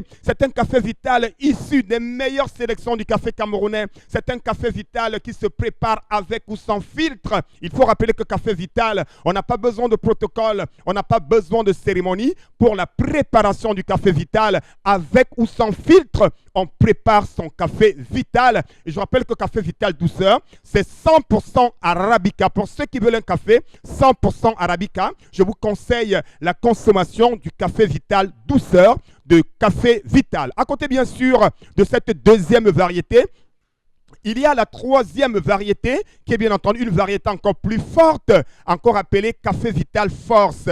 C'est un café encore plus fort, c'est un café qui est conseillé à tout un chacun et je le recommande ce matin à tous nos téléspectateurs qui nous regardent à la maison. Vous êtes dans un bureau, vous êtes dans un magasin, vous êtes dans une boutique, vous êtes à la maison. Il est important d'aller dans un point de vente et d'acheter un café et pas n'importe lequel. Café Vital. Pourquoi choisir Café Vital et non d'autres cafés?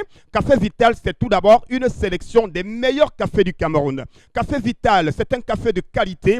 Café Vital présente plusieurs avantages, notamment Café Vital est un élément important pour garder la ligne. Ceux qui ont besoin d'être mannequins, ceux qui ont besoin d'être stylés, ceux qui ont besoin d'être slim, je vous conseille de prendre régulièrement une tasse de Café Vital. À côté bien sûr de garder la ligne, Café Vital combat également la migraine. Café Vital est également un élément qui favorise la bonne santé du cœur et du foie. Alors je conseille à tous nos téléspectateurs la consommation régulière du Café Vital. Pour dire tout simplement, Café Vital, le café des connaisseurs, en vente dans les supermarchés, les boulangeries, les stations-service et même au-delà du Cameroun, on peut avoir Café Vital. Et ceux qui ont besoin de commander, les numéros de téléphone, vous les avez appelés et commandez votre Café Vital. Les numéros, bien évidemment, au bas de l'écran, madame, messieurs. Merci de rester sur notre antenne. Merci de rester sur Equinox Télévision. Et nous saluons toutes les populations camerounaises. À l'instant, on va rentrer dans la revue des réseaux sociaux. Mais avant ceci, quand même, on va rappeler que sur la toile, ça bouge énormément avec les sorties du docteur Manaoda Malachi, ministre de la Santé publique au Cameroun. Est-ce qu'il sera en train de se rebiffer aujourd'hui concernant les vaccins qui connaissent tant de soucis à travers le monde aujourd'hui? N'oubliez pas qu'en fin de semaine dernière, 7 pays de l'Union européenne ont dit non au vaccin AstraZeneca. Et au-delà, il n'y a pas qu'AstraZeneca qui est contesté. Vous avez Sputnik, vous avez BioNTech, vous avez Organic et bien d'autres vaccins aujourd'hui qui font problème quand même. Alors, au-delà de ces vaccins, comment peut-on comprendre que le ministre lui-même de la Santé publique se soit orienté vers le conseil scientifique aujourd'hui pour donner la validation d'un vaccin ou pas? Est-ce que ça veut dire que le ministre lui-même avait validé le vaccin sans pour autant consulter ce conseil scientifique camerounais, ou on l'a écarté précisément? Alors, le vaccin aujourd'hui, on le sait. Pourquoi est-ce que le Cameroun ne peut pas penser à un vaccin qui lui est propre? Pourquoi est-ce qu'on ne donne pas la possibilité, bien sûr, aux Camerounais de penser à un vaccin qui soit propre aux Camerounais? Au-delà, pourquoi est-ce qu'aujourd'hui, on a vu le ministre, il a commencé à saluer. Vous ne pourriez pas plutôt dire merci à monsieur le ministre d'avoir compris qu'on a dit qu'il fallait qu'il s'entoure de gens au lieu de Mais prendre il des commence- décisions simplement Mais comme attends, ça. au départ, il a commencé, il a Oui, validé. il a fait et on lui a tapé sur les doigts en disant qu'il faudrait tout de même qu'on passe cela quand même par des experts qu'on peut avoir ici. Et je crois que c'est une bonne chose. Est-ce qu'on peut valider l'approche du ministre qui dit aujourd'hui que nous saluons les phytothérapeutes qui se mettent autour de nous Oui. pour pouvoir trouver des solutions au Covid? C'est nous ici sur ce plateau. Prenons quand même cette fleur. C'est nous qui prenons cette fleur. S'il le fait, ça veut dire C'est qu'on nous nous qui écoute demandons tout de tous même. les jours ici au ministre que nous avons des génies camerounais. Prenez ces génies camerounais Quand même. pour nous faire. Monsieur Michel Ngachou, quand vous remontez, vous allez dans l'histoire des Métèques, des Toltecs et des Aztèques. Vous allez parcourir cette histoire. Vous allez vous rendre compte que lorsque des cas arrivaient, même dans le royaume Bamoun, lorsque des cas arrivaient assez graves, les premières personnes que les rois les consultaient, c'était d'abord les grands prêtres de la mystique qu'on appelait, avant de faire venir les médecins étrangers et comme ça, on appelait d'abord. Vous allez savoir qu'il y a beaucoup de mathématiciens qui sont venus à Tombouctou, qui ont volé des formules médicinales, disons-le, pour voler et amener. Nous avons des personnes qui travaillent sur la base de la connaissance. Exploitons ces différentes personnes. Je suis déjà d'accord avec le ministre et avec la direction de la pharmacie qui a autorisé à certains médecins phytothérapeutes de disposer de leurs médicaments dans les pharmacies. On est d'accord. Il faut bien ouvrir. Il y a des jeunes qui ont fait des vaccins. Vous consommez tout simplement cela. Chaque lundi. Permettez, M. Mbachou, il y a des Camerounais phytothérapeutes qui ont composé des médicaments liés au Covid-19 aujourd'hui, préventifs. C'est-à-dire qu'en réalité, vous consommez et vous ne pouvez plus faire la maladie. Ils sont là, ils sont connus. On les a eus ici. Tout est processus. Tout est processus. Ils sont nombreux qui tentent justement de se faire comprendre sur cette question.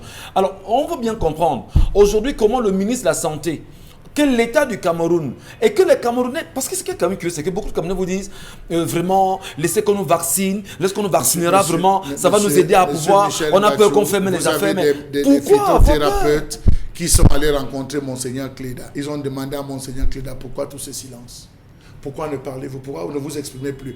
Il a dit qu'il n'a pas assez de moyens pour faire les doses de manière industrielle. Rapprochez-vous du gouvernement, que le gouvernement mette des fonds aux phytothérapeutes pour qu'ils puissent sortir de manière abondante les différents produits. Pourquoi est-ce que Manaouda Malachi, ministre de la Santé, ne convoque pas ces phytothérapeutes qu'on connaît? Et il a dit, asseyez-vous comme on avait fait. Que ce soir, avant ce soir, vous nous ayez sorti une formule condensée. Mais écoutez, M. Mbachou, écoutez, parlons, disons-le, que le ministre Manachi qui nous regarde n'ait pas l'impression qu'on a une dent contre lui. Mais on l'aide. On l'aide. Monsieur le ministre, vous avez combien de phytothérapeutes camerounais qui sont venus à votre bureau? Combien sont-ils qui ont tenté de vous rencontrer, vous dire, monsieur le ministre, voici la solution? Que vous, ministre de la Santé, que vous choisissez justement d'imposer le vaccin AstraZeneca aux Camerounais, qu'on ne connaît personne ne connaît l'origine de ce vaccin. Et j'ai vu des Camerounais dire par exemple, on est content de ce que l'Ouganda est en train de proposer un vaccin alternatif de version ougandaise pour les populations et qui a été repoussé. Oui. On vous demanderait, vous aussi, monsieur le ministre, pourquoi vous ne faites pas confiance aux Camerounais, en disant aux Camerounais, proposez-nous un vaccin camerounais adéquat pour les Camerounais, fait au niveau du Cameroun, rassuré au niveau des Camerounais, mais ce sera peut-être la solution. Ils sont 5 qui ont proposé, qui ne cessent de proposer, qui marchent avec Monseigneur Cléda. Ils sont 5 qui les reçoivent. Voilà, merci. On espère qu'il nous a compris ce matin. Il nous comprend tout le temps. Allez, la revue des réseaux sociaux, Isabelle Carole Zoupette. Qu'est-ce que la toile nous crache? Enfin, c'est quoi le feu de la toile? Oui, revue des réseaux sociaux, nous y sommes. C'est vrai que ce ne sont pas des images justement qui nous encensent, ce sont des images plutôt qui choquent, qui amènent à se poser pas mal de questions. On parle donc de ce vaste réseau de partout des élèves donc démantelés par la police du côté de Yaoundé. Donc tous ces élèves donc là, il faut bien préciser que des jeunes filles et des garçons qui se retrouvent dans ce domicile du côté de Yaoundé et qui se livrent donc à des actes sexuels. On parle très régulièrement donc de partout. On les voit bien qui font l'effort de cacher leur visage et tout parce que justement ce n'est vraiment pas évident. On veut bien comprendre comment est-ce qu'on en arrive là, dans quel domicile est-ce qu'ils sont, est-ce que c'est chez l'un de ses camarades, qu'est-ce qui motive ces élèves à laisser les cours, à laisser l'école, à laisser leur domicile qu'ils doivent regagner après les cours pour se retrouver, pour se livrer à ces actes actes sexuels. Après la ville de Kribi, après Buea, après Douala, maintenant on est cette fois du côté de Yaoundé, le phénomène qui ne cesse de prendre véritablement de l'ampleur aujourd'hui au Cameroun. Qu'est-ce qui se passe décidément? Est-ce que c'est aux parents? Est-ce que c'est aux réseaux sociaux? Est-ce que c'est aux responsables? Est-ce que c'est justement aux enseignants? On se pose bien la question parce que moi, vraiment, à l'époque où nous on allait à l'école, ce genre de choses ne traversait même pas l'esprit. On se demande bien où est-ce qu'ils puisent ce genre de force. Pourquoi est-ce qu'ils se livrent à tant de choses? Vraiment. C'est ce que j'ai tenu à partager avec vous ce matin. Ça, on a pratiquement... On est choqué, on n'a presque plus de paroles. Permettez, Chalamel, on va peut-être donner la parole à Bonbon d'abord. On peut bien... Non, on peut pas revenir. Hein. Pour le moment, on s'arrête simplement sur l'image. Bonbon Bengan, vous aimez aller sur ce plateau, on a une société en délitement. Est-ce qu'on ne devait pas avoir peur pour nos enfants aujourd'hui? Oui. Voilà, parce que là, tout à fait. Ou si c'est pas nos enfants qui... Est-ce qu'on ne devrait pas avoir peur? Parce que nous, on a grandi dans des conditions quand même assez particulières. Mais est-ce que les parents ne sont plus là? Qu'est-ce qui peut expliquer que les enfants laissent l'école et se retrouvent dans des maisons fermées en longueur de journée à pratiquer le sexe? Parce qu'on qu'est-ce qui se passe? C'est la misère intellectuelle. Hier encore, non, la semaine dernière, vous nous avez parlé ici, je pense que peut-être le sujet venait d'Isabelle Carole, comment la fonction publique n'est pas, non, Richard Lamel, voilà, on ne travaille pas. Justement, la devise du Cameroun, c'est paix, travail, patrie. Est-ce qu'on a appris aux citoyens camerounais ce que veut dire la paix, ce que veut dire le travail, ce que veut dire la patrie? Non. En Algérie, par exemple, vous voyez, lorsqu'il y a une révolution, vous voyez certains Algériens viennent derrière, se promènent avec les sacs poubelles pour prendre les cartons, les mouchoirs qu'on jette dans la rue. Parce qu'eux disent, voilà ce que nous avons. Comment éviter à nos enfants de tomber dans ces travers? Non, mais attendez. Qu'est-ce qu'on peut faire? Qu'est-ce qu'on doit faire urgemment là? Il faut d'abord... Première des choses, on apprend la citoyenneté. Quand on apprend la citoyenneté, on ne va pas dans les églises importées. On commence d'abord par les églises de nos ancêtres. Et leur spiritualité, justement parce que lorsqu'on est dans la spiritualité d'emprunt, à un moment donné, on ne se retrouve plus. C'est ce que vous disiez tout à l'heure de Covid. Parce que dans la spiritualité importée, notre cerveau est importé. On dit Jésus, comme on est même à la saison de Pâques. Donc tout ce qui nous vient de l'extérieur, c'est ça qui est bien. Incroyable. On appelle l'autre solution de grand-mère. Oublions que c'est la solution de grand-mère là qui nous a amenés là où on est. Ces choses-là sont liées, non? Vous parlez bien sûr comme un sage. Peut-être pour ceux qui vont comprendre. Mais nous aujourd'hui, nous regardons ces enfants. Je dis ici à Akwa, il y a eu des enfants qu'on a retrouvés dans des maisons. Le dire, de 0 à 10 ans, taper l'enfant, c'est un esclave. Après 10 ans, oui, il devient disciple. Papa a dit que papa et maman, et ainsi de suite, ainsi de suite. Et après, il y en a même qui, ceux qui on frappe, ils ne comprennent pas. Hein, parce que frapper, justement, on veut redresser, mais ils ne comprennent pas. Parce que vous réfléchissez avec le cœur. C'est le cerveau qui est porté à la réflexion, ce n'est pas le cœur. Quand vous inscrivez votre enfant de 3 ans à l'école, quelquefois il s'agrippe sur vous. Il ne veut pas aller à l'école. Vous ne le laissez pas à l'école, vous rentrez. Pourquoi alors, quand il casse un verre, quand il veut mettre le doigt ici, vous ne voulez pas le redresser justement parce que vous voyez la société complètement dans un délitement moral terrible. Traitez-le comme un esclave et là, vous allez former des enfants. Très bien. Dominique Audrey, monsieur. Ces images, elles vous choquent, dites-vous? Non, je ne suis pas choquée. Je ne suis pas choquée parce que c'est un phénomène qui a cours. Même si on n'en parle pas, même si on ne médiatise pas, les adultes comme les enfants le pratiquent. Les orgies sont devenues monnaie courante. Et malheureusement, lorsqu'on a l'occasion, comme ce camion de police a eu la chance de retrouver ces enfants-là, c'est vu, c'est exposé. Maintenant, à l'endroit de ceux qui nous écoutent de cet âge-là, qui sont très jeunes et qui ne mesurent pas, parce qu'ils le font déjà. Même si vous grondez, vous tapez, vous faites tout ce que vous voulez, ils le font déjà et ils vont continuer de le faire. Mais maintenant, lorsque votre enfant est enclin à des pratiques sexuelles, qu'est-ce que vous faites? J'imagine bien la honte des parents qui Comment regardent. est-ce tous que sont vous des les sacs de classe, prenez? on comprend. Et C'est des incroyable. kabangondo. Il faut savoir où est-ce qu'elles allaient en kaba. Ce qu'elles faisaient, peut-être elles dansaient, peut-être c'était des ballets et tout ça. On n'en sait rien. Il faudrait simplement qu'ils sachent que la pratique, ce genre de pratique les expose aux maladies, au MST. Parce qu'on le fait avec tout le monde. Oh là C'est là. les Burunganjanga. On ne sait pas qui est qui, comment qui vient. C'est mélangé. Et on peut porter une maladie. On peut porter une grossesse sans savoir qui est l'auteur de la grossesse. On peut même se faire violer. On peut se faire sodomiser pendant ce genre de pratique. Et encore, vous pouvez vous retrouver avec votre visage, votre corps dans une sextape parce que dans tout ce melting pot auquel on ajoute généralement de l'alcool, quelqu'un peut être en train de vous filmer sans que vous ne vous en rendiez compte. Donc, il faudrait simplement qu'on arrête de rendre tabou la question sur le sexe dans nos maisons. Parce que ce que vous refusez, ce qu'on refuse d'apprendre aux Vous voulez qu'on enfants, dise quoi? Qu'on mette des films pornographiques en famille? prenez ça comme vous voulez, Non, Michel je pose la Gachou. question. Non, prenez ça vous- comme vous vous voulez voulez. qu'un papa si vous s'asseye estimez, moi en et sixième, qu'ils disent, bon d'accord mes enfants, je mets un film pornographique parce qu'il faut qu'on vous parle du sexe? Sois sérieux quand même. c'est ce que je demande. C'est justement le problème avec vous, parce que vous ne voulez pas comprendre. Vous mettez vos émotions. Bobo a dit qu'on réfléchit avec le cerveau. Utilisez vos cerveaux. Dire à votre enfant que la sexualité existe, ça ne veut pas lui brandir de la pornographie au visage. Je suis désolée. Mais si vous ne dites pas à votre enfant que ça, ce sont des seins et en bas, c'est un vagin, sachez que quelqu'un d'autre va lui apprendre et va lui apprendre plus que ce De que la vous mauvaise refusez de lui apprendre. Donc, prenez la Bible, donnez-lui le jujube à manger, il va apprendre ça dehors. Cher Lamel, rapidement, non, on a très peu de temps parce que le Monsieur sujet.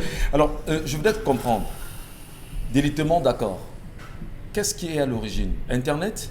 Les télévisions? Parents, soyez parents? des modèles pour vos enfants. Revenez à l'école des Bantous. Parents, soyez des modèles pour vos Tout à enfants. fait. Lorsqu'un parent n'est pas un modèle pour son enfant, M. Michel Ngachou, l'enfant est obligé de se chercher.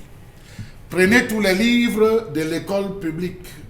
Vous parcourez ces livres. En dehors du choix du peuple que vous allez voir en grande une, vous ne verrez pas Manu Dibango, vous ne verrez pas Richard Bonnard, vous ne verrez pas Akeloba, vous ne verrez pas Justine Gaga, vous ne verrez pas. Pourtant, le Cameroun a des modèles qu'on doit présenter. Mais parce qu'on défend une opposition stérile, futile, on ne veut pas créer chez la jeunesse des modèles. On n'a pas de modèle. Monsieur Michel Ngachou. J'ai été en seconde, en troisième, Monsieur Michel Ngachou, qu'on avait dans notre établissement scolaire le vendredi, le dernier vendredi du mois, on invitait une mémoire grise. Ce jour, c'était Eno Belinga qui on avait invité, le professeur Eno Belinga, qui est arrivé et il nous a tenu un cours sur le devenir, sur le développement. L'année d'après, c'était Manu Dibango qui était venu. On créait, c'est-à-dire chaque dernier vendredi, il y avait une mémoire qu'on invitait. À l'université, il y avait des conférences qui étaient données, M. Michel Ngachou, où c'était tenu. Il y avait des conférences, des maîtres de conférences qui prenaient des sujets, des thématiques. On rassemblait les jeunes. Dans nos établissements scolaires, qu'est-ce qu'il y a comme activité ludique pour les jeunes? Dans les quartiers, est-ce qu'on a des lieux, des complexes où les jeunes peuvent se divertir et s'amuser? Mais une jeunesse qui manque de lieux de loisirs est obligée, M. Michel Ngachou, de procéder à des attouchements, Voilà. surtout lorsque c'est contenu dans Merci. les livres de l'école. Non, s'il vous plaît, on va prendre le deuxième sujet rapidement. Isabelle Carrozopet, c'est important. On a très peu de temps.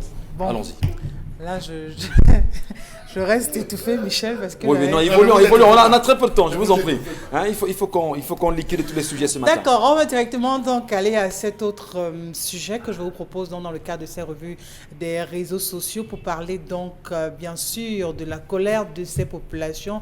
Évidemment, là, je vous balade dans le septentrion. On va donc aller du côté de Ngaoundéré, précisément dans Agagoringoma. Voilà, où ces populations donc, se sont donc mises en colère justement et incendié le matériel qui servait donc d'extraction de l'or dans des Chinois de ce côté-là, parce qu'ayant appris donc la vente de leur terre justement par les autorités locales qu'elles accusent, les chefs traditionnels également.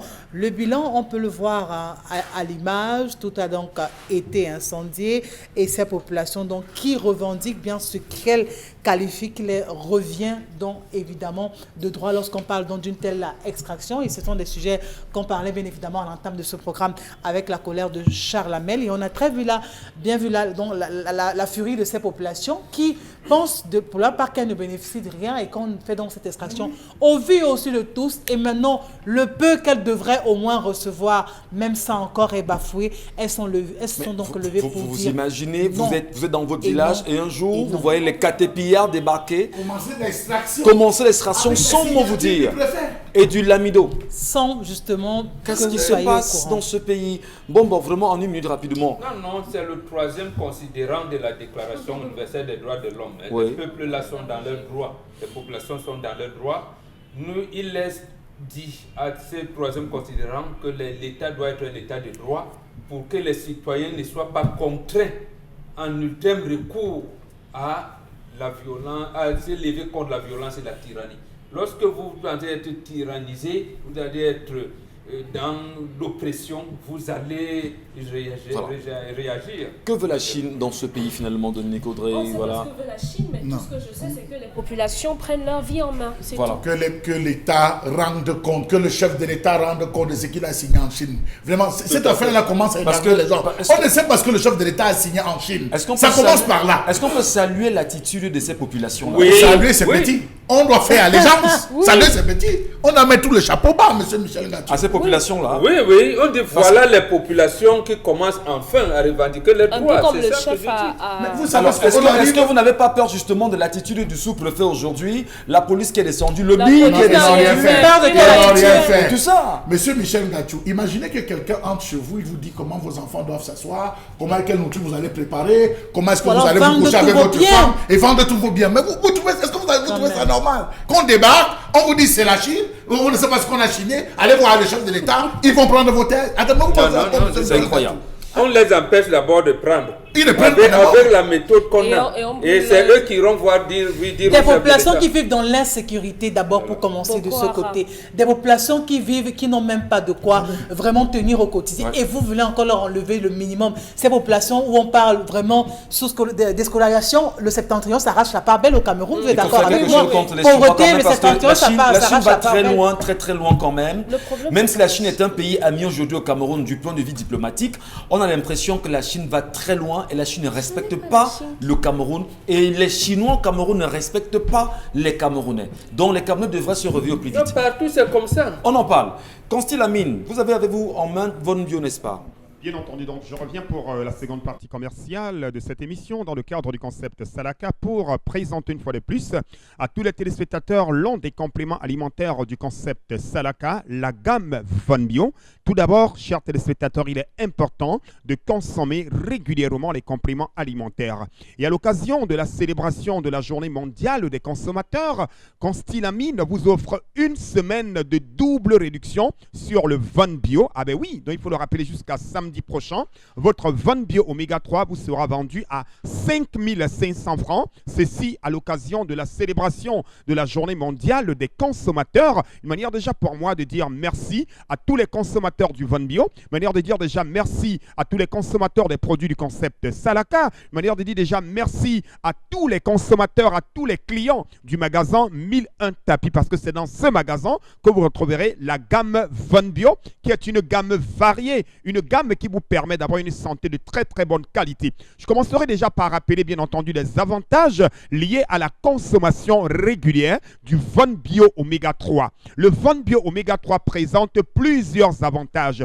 Tout d'abord, il permet de nous prévenir contre les AVC. Le Von Bio Oméga 3, encore appelé huile de poisson, fish oil, permet de stabiliser notre tension. Le Von Bio Oméga 3 permet de réguler le taux de cholestérol dans le sang. Le Von Bio Oméga 3 permet d'assouplir nos articulations. Le Von Bio Oméga 3 permet également de lutter contre le rhumatisme, les crampes, les fourmillements au niveau de la plante du pied. Le Von Bio Oméga 3 est un complément alimentaire idéal idéal pour réduire les complications du diabète. Raison pour laquelle, ce matin, je le conseille une fois de plus à tous nos téléspectateurs qui nous regardent en ce moment, que vous soyez une personne du troisième âge, vous soyez un adulte, un papa, il est important de consommer régulièrement le Von Bio Oméga 3. C'est 30 gélules et c'est une gélule par jour pendant le repas. Le prix de promotion est de 6 000 francs, mais à l'occasion de la célébration de la fête des consommateurs, vous l'avez à 5